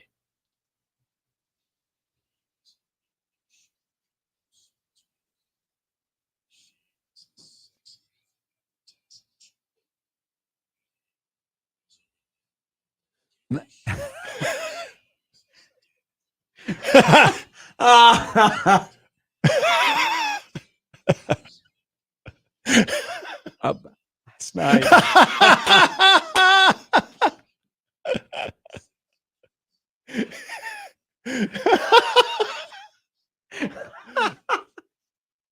That is amazing.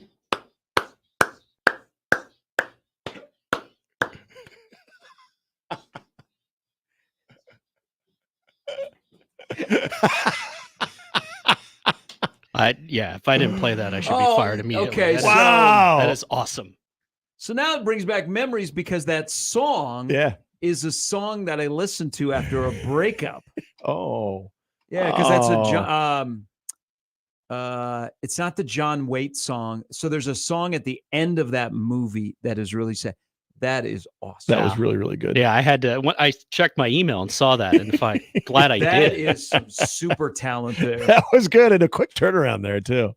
Thank you, John. That was amazing, and it was great to meet you that day. Much appreciated. I mean, I might go home and find the original About Last Night.